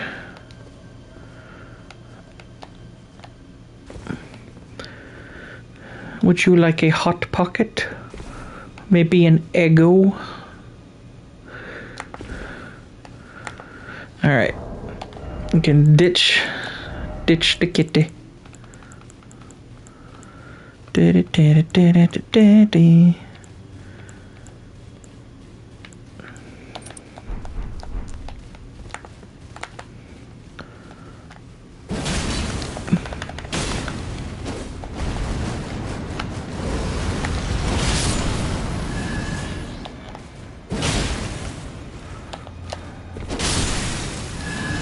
Skadoosh.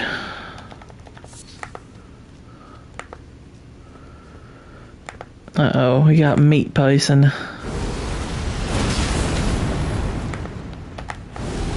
He did.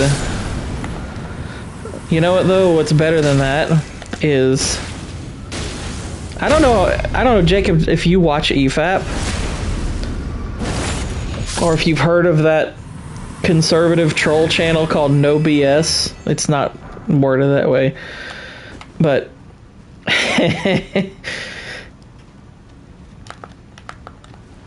his take on that, where he said there's also a giant midget in it, basically insinuating that made Infinity War woke, it's because it had a giant midget in it. I swear it's one of the funniest things I've ever heard on a video. There's also a giant midget in it. It's like, what?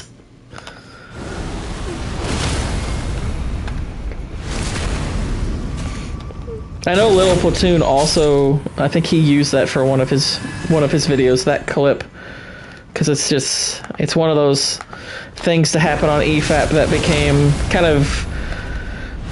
became part of EFAP lore, and in that case, deservedly so. I don't claim to know how all of their memes work, but but I know that one, and dang, it's funny. There's also a giant midget in it. It's like, okay. I'm not gonna die if I drop down now, am I? Okay. The giant midget line. It's so funny. It's great. I love it. Yeah, I've heard the voice is terrible. I'm not interested in the show to begin with, though, so it's no loss for me.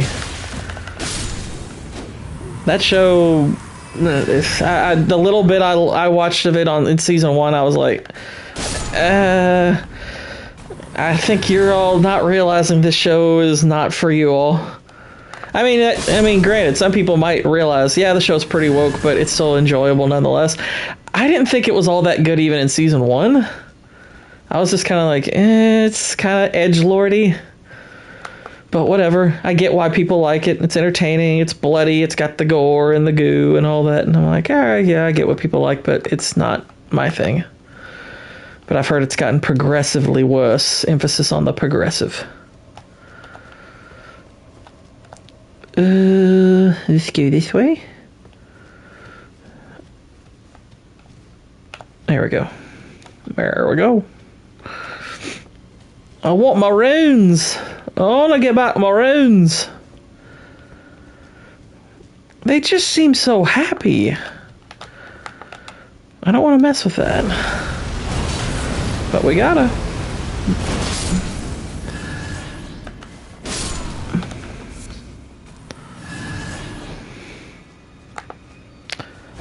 This is the children's version of Jake Gyllenhaal's Jarhead. Haha. I don't care if that joke was bad. Leave me alone. Doink. Doink.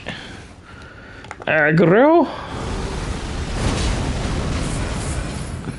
Hehehe. He was trying to grab me. Bye-bye.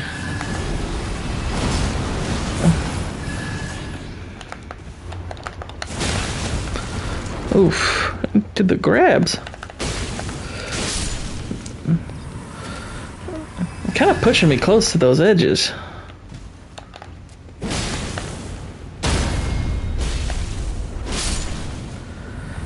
Now you're all dead. I think that's all of them. The media literates mock us by saying the show is making fun of us specifically. And I'm like, yeah, I know it is. It kind of is. I mean, I don't necessarily disagree with that. I think that show is mocking conservatives. I don't necessarily care as far as I think a lot of people realized that from the outset, and they were just like, okay, but it's still a fun show. I don't agree with them on that front, but I kind of feel like most people understood from the outset that it wasn't really equally needling everybody. It was kind of needling the left, but mostly needling the right. So those pots, they put a person in there and they feed them until they're so obese they fill the pot, I guess. I don't know. I don't know how it works. I'm kind of freaked out by it, to be honest. I think there's some evil magic-tisms that go with the constant influx of McDonald's that they're clearly getting. Alright, so, So here's a boss room, right? Okay, so there's a stake of Merrick. I was going to say, am I going to have to do a run back over and over if I die? Because that would really freaking suck. But apparently not. Apparently there's a stake here, so we'll just keep resetting here. If we die, that's okay. I can live with that. Let there be light. Now let's unequip it, so we don't have to keep scrolling through that crap. And let's see what we got. Who the boss? Demi-human. Whoa, hello. Holy moly. That is one strong mofo. Oh my gosh. And by the way, if and when I beat this, this particular boss. This will be where I cap things off. We have been going for 3 hours. But hot dog, that's crazy. Okay, I need to stop doing that summon at the beginning part, because holy crap. Look at the little monkey face. Look at the little monkey face. He's the little evil zombie guy. I might want to switch to a fastest sword, though. Just let's see how this goes. Ushikatana. I am glad I can get those back.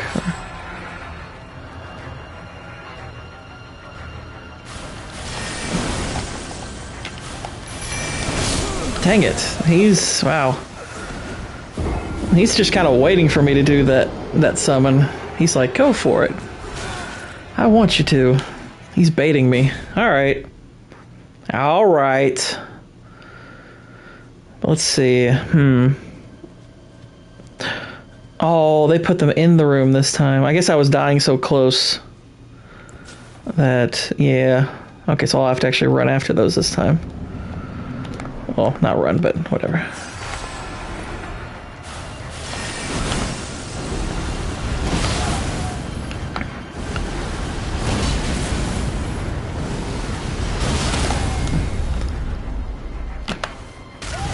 Stab. Dang it, I missed. Oh, hello. He can deflect. That's kind of cool, actually.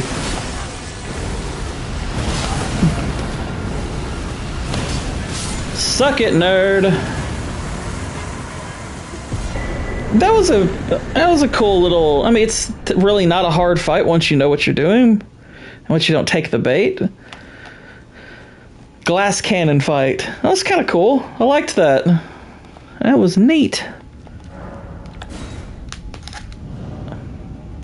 Look at us progressing through this supposedly impossible DLC. Imagine being proud of certified media literacy. Yeah, it's, to me, the funny thing is that's a buzzword they created, and like so many of them, it's getting turned as kind of like an insult. It's like, oh, media literacy, huh? Faggot. That's the kind of response that deserves. Alright, we've got enough to level up. I want to see if there's a site of grace nearby. Oops. You know what it would be funny? Is if somebody, like, did a little edit where they added Grace Randolph's head to all the sites of grace. And, like, every time you touched one, it would say, like, so wow! She's such a meme. Would you rather have a gay father or a gay son? Father, because then I couldn't exist to have to deal with it.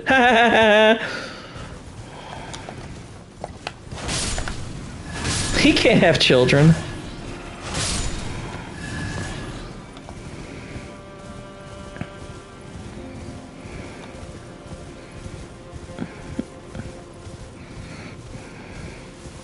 But no, in all honesty, I don't know why you're asking that question. It's like, why are you asking that? What a weird question. What are you trying to tell us?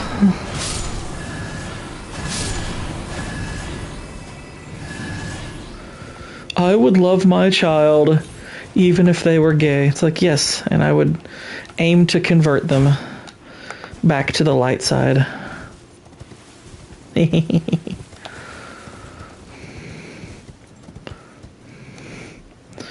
Just a tough question for people to make a hard choice, hypothetically. I mean, I don't see which option is technically better or worse, though. I mean, like, they're both family members. I guess, from a religious standpoint, I mean, God is going to elect whom he elects, so if he plans to save one's father or child, which one is or isn't homosexual wouldn't matter. Though it seems, but I mean, as far as, like, you know, providing a Christian influence you're more than likely going to be able to help the son than the father, since the father would be more set in their ways. And plus, they would have actually, you know, since they're your father, they would have had to have turned from a straight lifestyle at some point or other. So, I guess from a practical standpoint, a child.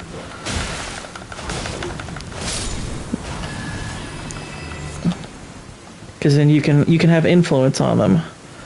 I mean, here's the thing: you'll have years to try to at least beat it out of them. I just like the idea that someone's listening. They're like, I can't believe he's saying this. Like someone who's not like talking in the chat. They're like, is he really saying that? And I'm like, yes, I said that. And you're the person I'm trying to freak out. I wouldn't actually beat it out of a child. Just figuratively.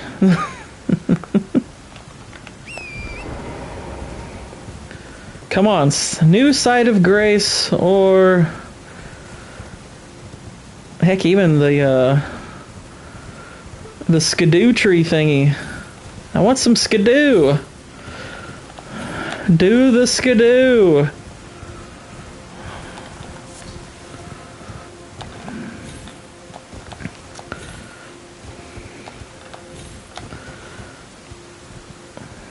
This is a little bug town.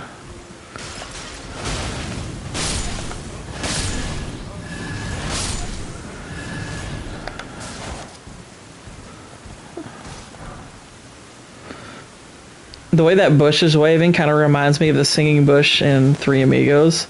And now I desperately wish it was singing when I walked up to it. Seriously, y'all, if y'all haven't seen Three Amigos, what's wrong with you? Hey ho, blow the man down. Hey ho, blow the man down. Give me some time to blow the man down. It's classic.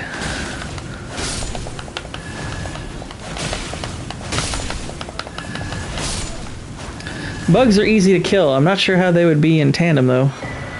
I got a spirit ash. Got a lot of spirit ashes. Those seem to be far more common than these skidoos. Why aren't you on the Karate Kid stream tonight? Because Cannoli's apparently racist and didn't invite me. I mean, holy crap. Daniel-san, and you don't invite Daniel? Gosh, it's just horribly racist. I would.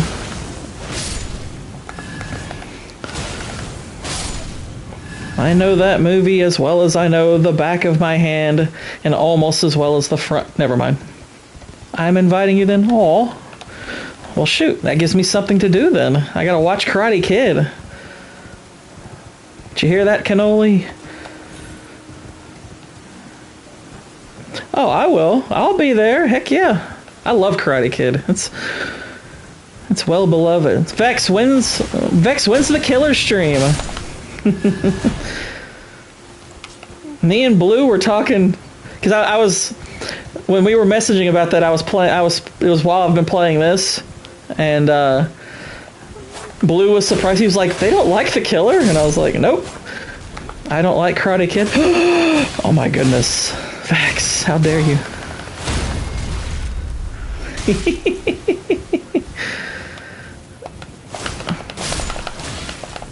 I quite like the killer. I think it's pretty dang good.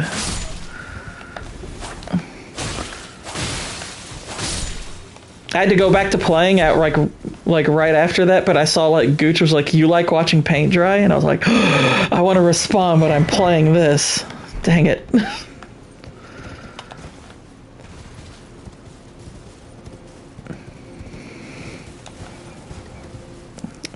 I like the message of the Karate Kid and Miyagi, but the movie is boring. How dare you? I love that movie. I think it's awesome.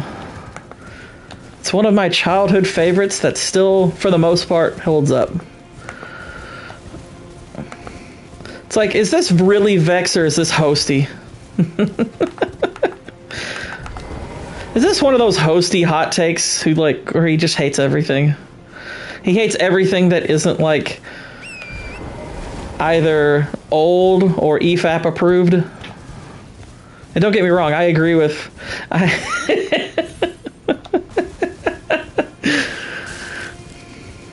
Don't get me wrong, I agree with EFAP a lot of the time too, and they've actually steered me towards some movies that I might not have otherwise watched, but I don't agree with them all the time. I actually disagree with them quite often. Some opinions are deserving of the gulags. I can't even get through the whole movie. It's so boring. Jacob kicked. Well, Mahler liked it. Yeah, that's...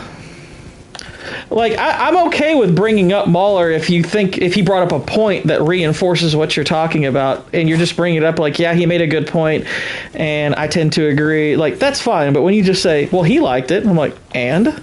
So what? He's not God, okay?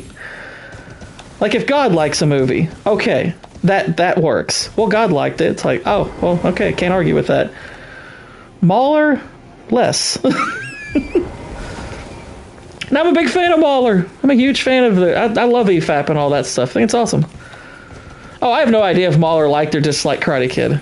I'm just saying, Hosty comes off that way sometimes. Like, he'll bring up EFAP or Mahler, and I'm like, okay, like the funny thing is, like, him and Vex have had a lot of back and forth about the Fallout show, and he'll bring up a lot of the stuff that Mahler and the EFAP people say, and I'm like, okay, hang on though.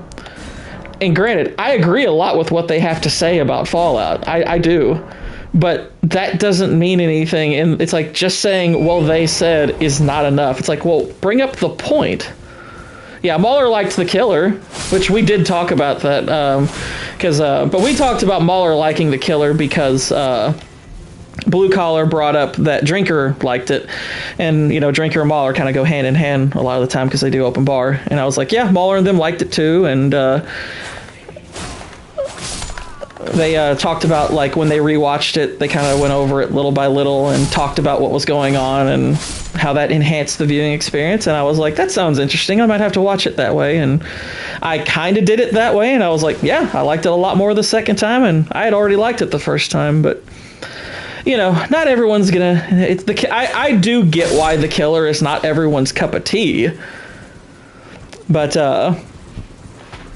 I think it's well, I mean, we're mostly right now talking about the way the movie is set up as far as structure. I think it's a structurally sound movie, but as far as, like, you know, fully going on about, you know, what makes the movie interesting, I would have to, like, watch the movie a few more, like, probably at least one or two more times, and, like, kind of take notes and go over what I actually like about it. But I think structurally the movie's very sound. Is that a pun, Israel? Killer editing.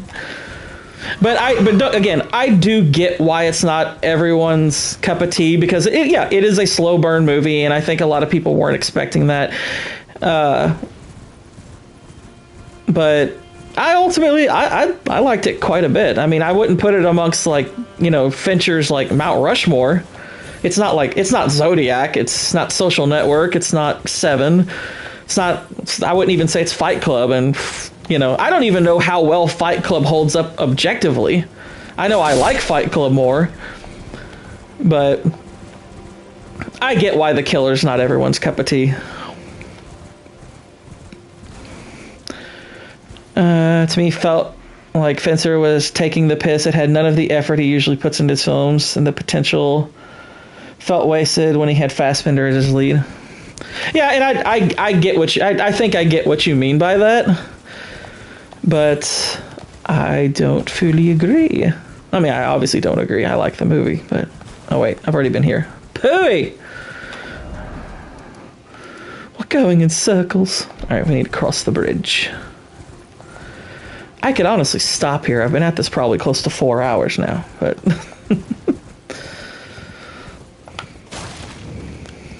The Ilak Great Bridge. Ugh. That sounds like the sound that Joe Biden made in that mumble reel. Honestly, that was one of the funniest things I found while looking for his mumblings, was just him going, just going, and I was like, what was that? Did he just choke on something? That's what the point of the mumble reel was, to find all the goofy stuff that wasn't actual words.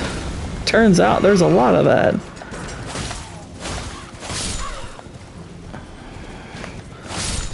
By the way, if anyone here comes across like clips of Joe Biden being racist, tag me, because that I think is going to be the next one. I'm going to just compile clips of Biden being racist.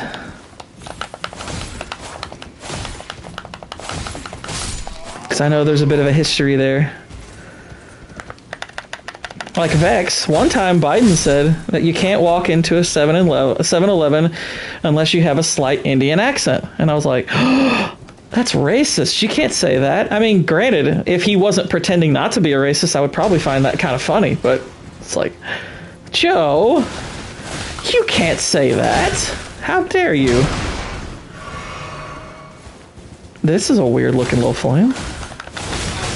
Oh, shoot. Holy crap. Ow. Oh, wait, we can summon our dude. Oh, I'm dying. Dead. Am I near Steak America? Nah, I'll have to run back and get my runes. I've got to get my runes back. We're going to wrap it up here pretty soon, though, for real. Been at it a while, and now I gotta watch the Carrot Kid. The Karate Kid.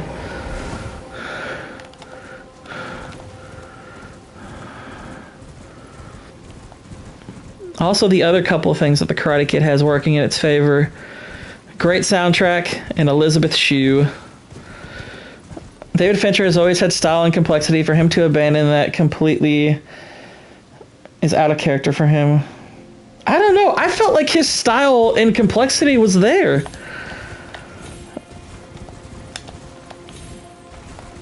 I think there's a little bit more. I think what I like about it is the whole idea that this is somebody who is, you know, built his life around process and routine, and it's all being completely subverted and ripped out from under him. I think there's a lot going on there that's pretty interesting. But oh yeah, I like it. Like I said, it's not his best, but it beats the heck out of Panic Room. It definitely beats the heck out of Alien 3, which is garbage, but although he didn't get to do his movie, so that's part of why, but the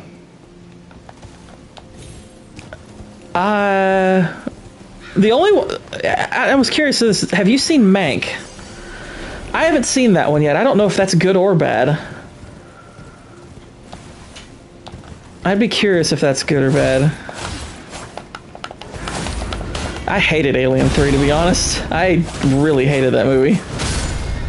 Granted, I saw it a long time ago, but so yeah, that's another Fincher movie. I've heard mostly a pretty lukewarm response to it, so I don't know how good or bad it is. I have no idea.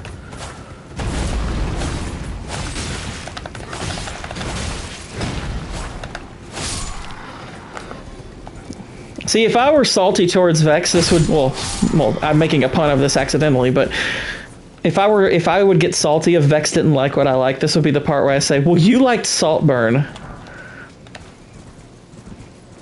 But I didn't see Saltburn, so I have no idea. But no, it's fine. It's fine. It's one thing I enjoy about talking movies with Vex is we probably agree on like 80% of stuff, but it's that 20% that can often be really fun.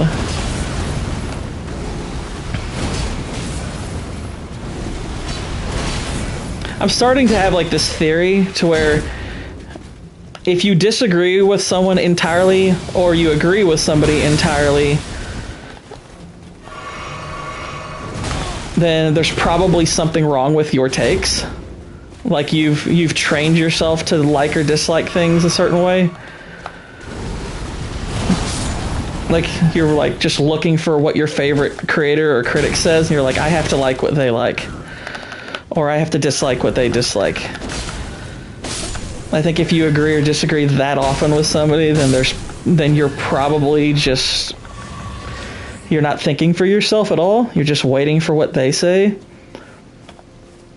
Same with disagreement. If you disagree with somebody like 95% of the time, you're like, it's kind of the same thing. But if you find someone who you have common ground with like 80% of the time, I think that's the sweet spot. That's the sweet spot. Like, me and Israel, we talk movies often, but we have a couple of really strong disagreements about movies. Oh, good. Finally, one of those fragments. Nice. Like, for instance, he hates Tom Holland as Spider-Man, like, passionately. Now, he might be a comic reader, so that might be part of why. I find that Spider-Man comic readers really hate the Holland Spider-Mans. And while I don't love all of them, I really only love one of them. And I enjoy No Way Home despite its many issues. But one take that I know he vehemently disagrees with me on is that I think Homecoming is the best Spider-Man movie, including Raimi's.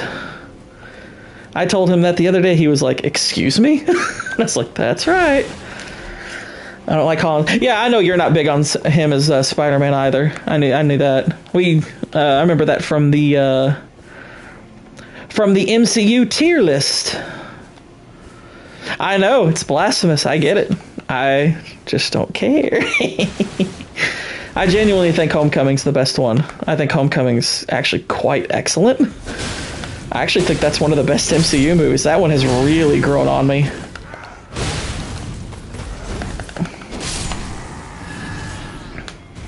I also find Game of Thrones and House of the Dragon overly perverted and boring. Yeah, I mean, it's definitely perverted. As far as writing quality, I think Game of Thrones is really good for like 4 seasons, particularly the first 3. 4th one's a little bit of a step down, but it's really well done for like 4 seasons. I think Spider-Man 2 has more issues than people think. And granted, I haven't done a full-blown deep dive in it, but I know the last time I watched it, I was like, wow, there's a lot more wrong with this than I initially thought. I mean, don't get me wrong. I would agree with the idea that as far as making Spider-Man feel like a comic movie, like a comic adaptation movie, Spider-Man 2 achieves that best. I would agree with that. So that's kind of the common ground I share with people on Spider-Man 2. I think it's awesome. I enjoy the heck out of it, but I think just as a movie, there's a lot more wrong with it than people realize. And I also, at the end of the day, I do enjoy Homecoming a little bit more. I really like Homecoming a lot. I feel like it's underappreciated.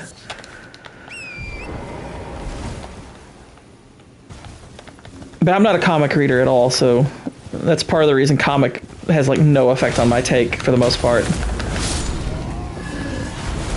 I've maybe read like 3 Spider-Man comics in my life. And to Spider-Man 2's credit, that movie is why. At least why I read 2 of them.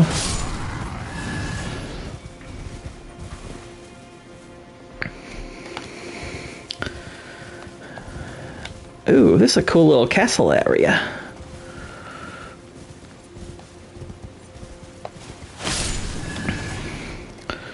Spider-Man 1, I also really like a lot.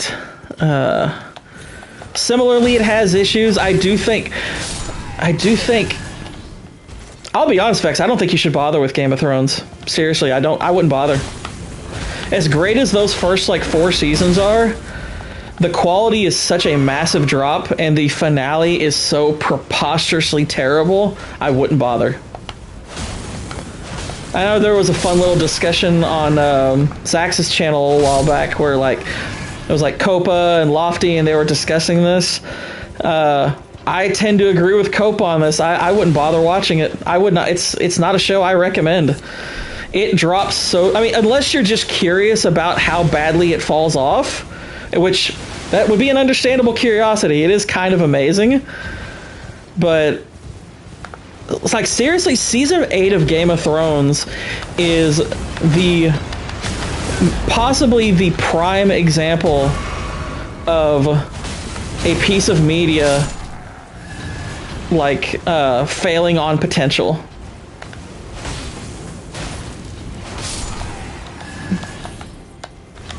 Well, and the inevitable thing, Vex, is that when you watch those first 4 seasons, provided they are of interest, which it'd be hard for them not to be if you like that kind of show at all. If you like that style of story at all, it'd be hard not to enjoy Game of Thrones for what it is for the first 4 seasons, especially. And season 5 is still pretty strong. It's not bad. It's just where things start to go wrong. Season 6 and 7, again, the downward progression is there, but there's good things in them. But holy crap, that finale is... It's hard to find the proper adjectives to describe how awful it is.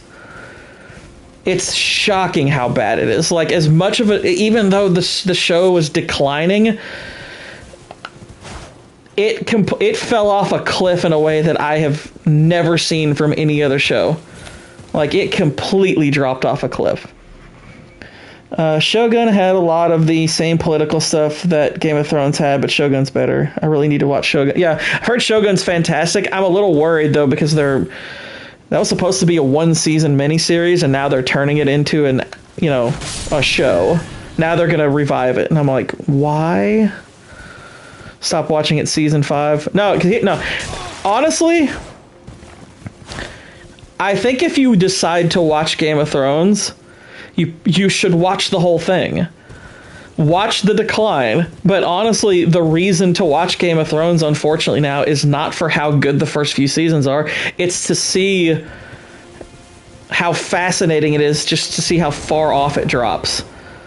Like, I've only watched those episodes once, and I don't know if I'll ever forget it. I really don't know if I'm ever going to actually forget season 8. Even after one viewing several years ago, it's... Holy crap, that drop-off is remarkable. I've never quite seen anything like it. Like, it's fascinating. I mean, it's like you're studying an accident. Except somebody did it on purpose. Oh, not these little turds. Oh, gosh. I hate these little guys. That was me being greedy. I shouldn't have walked in there. It's all the fog. I fogged up. That's what happened. Alright, I'm going to go back and get my runes. I'm going to jet out of there, and I'll be it. I keep saying, I'm almost done, I'm almost done. It made me hate the entire show after the last 2 seasons. Yeah. Well, but would you not agree, Cannoli, as bad as season 7 is, it pales in comparison to season 8. Like, see, season 7's bad. Season 7 is bad, but holy freaking crap, season 8 is... Why? Why did this happen? Alright, see you, Jacob.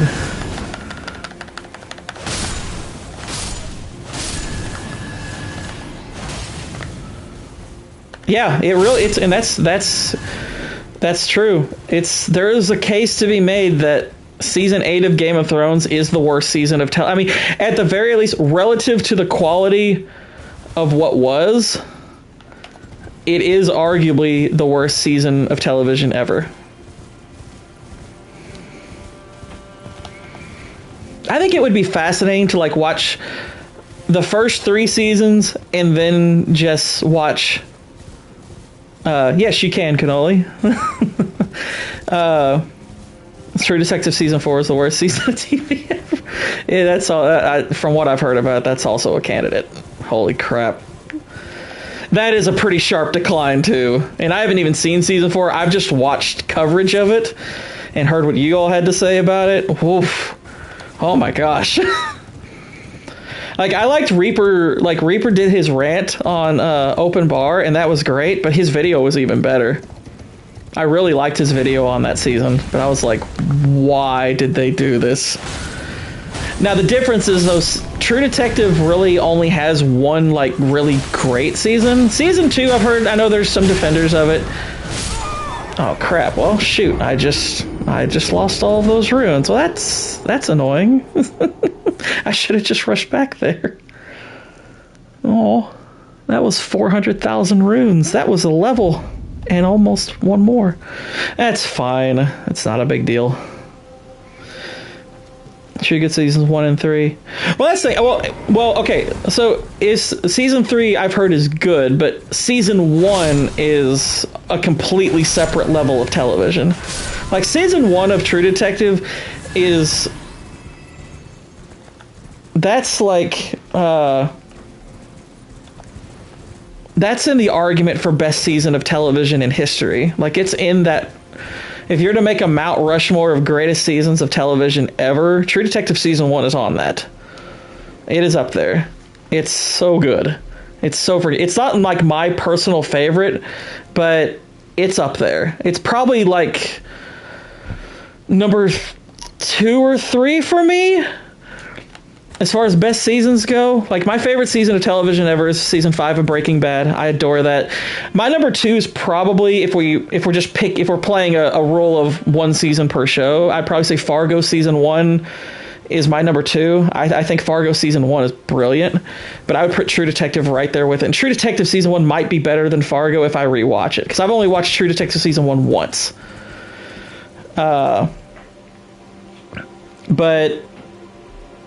Game of Thrones legitimately had 3, like, spectacular seasons, like, one after the next, and then a 4th season that wasn't a 10 out of 10, but dang close.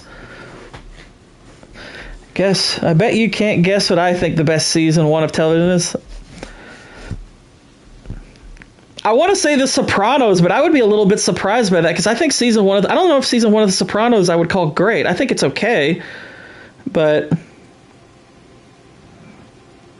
was True Detective season 1 really that great? Absolutely, Israel. Holy crap, dude. Season 1 of True Detective is amazing. And the great thing is, and this is where True Detective has an advantage over a lot of shows, and where Fargo has the same advantage. Their seasons exist by themselves. You don't have to watch anymore. You can literally watch season 1 of True Detective, and you don't have to watch anymore because it's an anthology series. But, I mean, don't get me wrong, Cannoli. I think the first season of Sopranos is really good, but I feel like the show doesn't really pick up till after season 1. Like, season 1's a good setup, but I don't think it touches, like Fargo and True Detective tell a full story. But yeah, season 1 of Sopranos I enjoyed a lot, but there's several season 1s of TV that I like more. I think Deadwood season 1 is amazing. Deadwood season 1's way up there for me too. And even though Lost is not a great overall show, I think season 1 of Lost is pretty excellent. Still need to watch Deadwood. Oh, dude, Deadwood's just it's so good. It's so freaking good. Deadwood's awesome. Deadwood is Shakespeare in the West. Literally, that is kind of what they're going for. It's written to be like Shakespeare, but in the West. Oh, Vex, you haven't seen Deadwood. If you enjoyed Hell on Wheels, Deadwood's on a different level. Oh, Deadwood is amazing. I haven't even finished Deadwood yet. I've watched most of it. I haven't finished it, but gosh, Deadwood is good.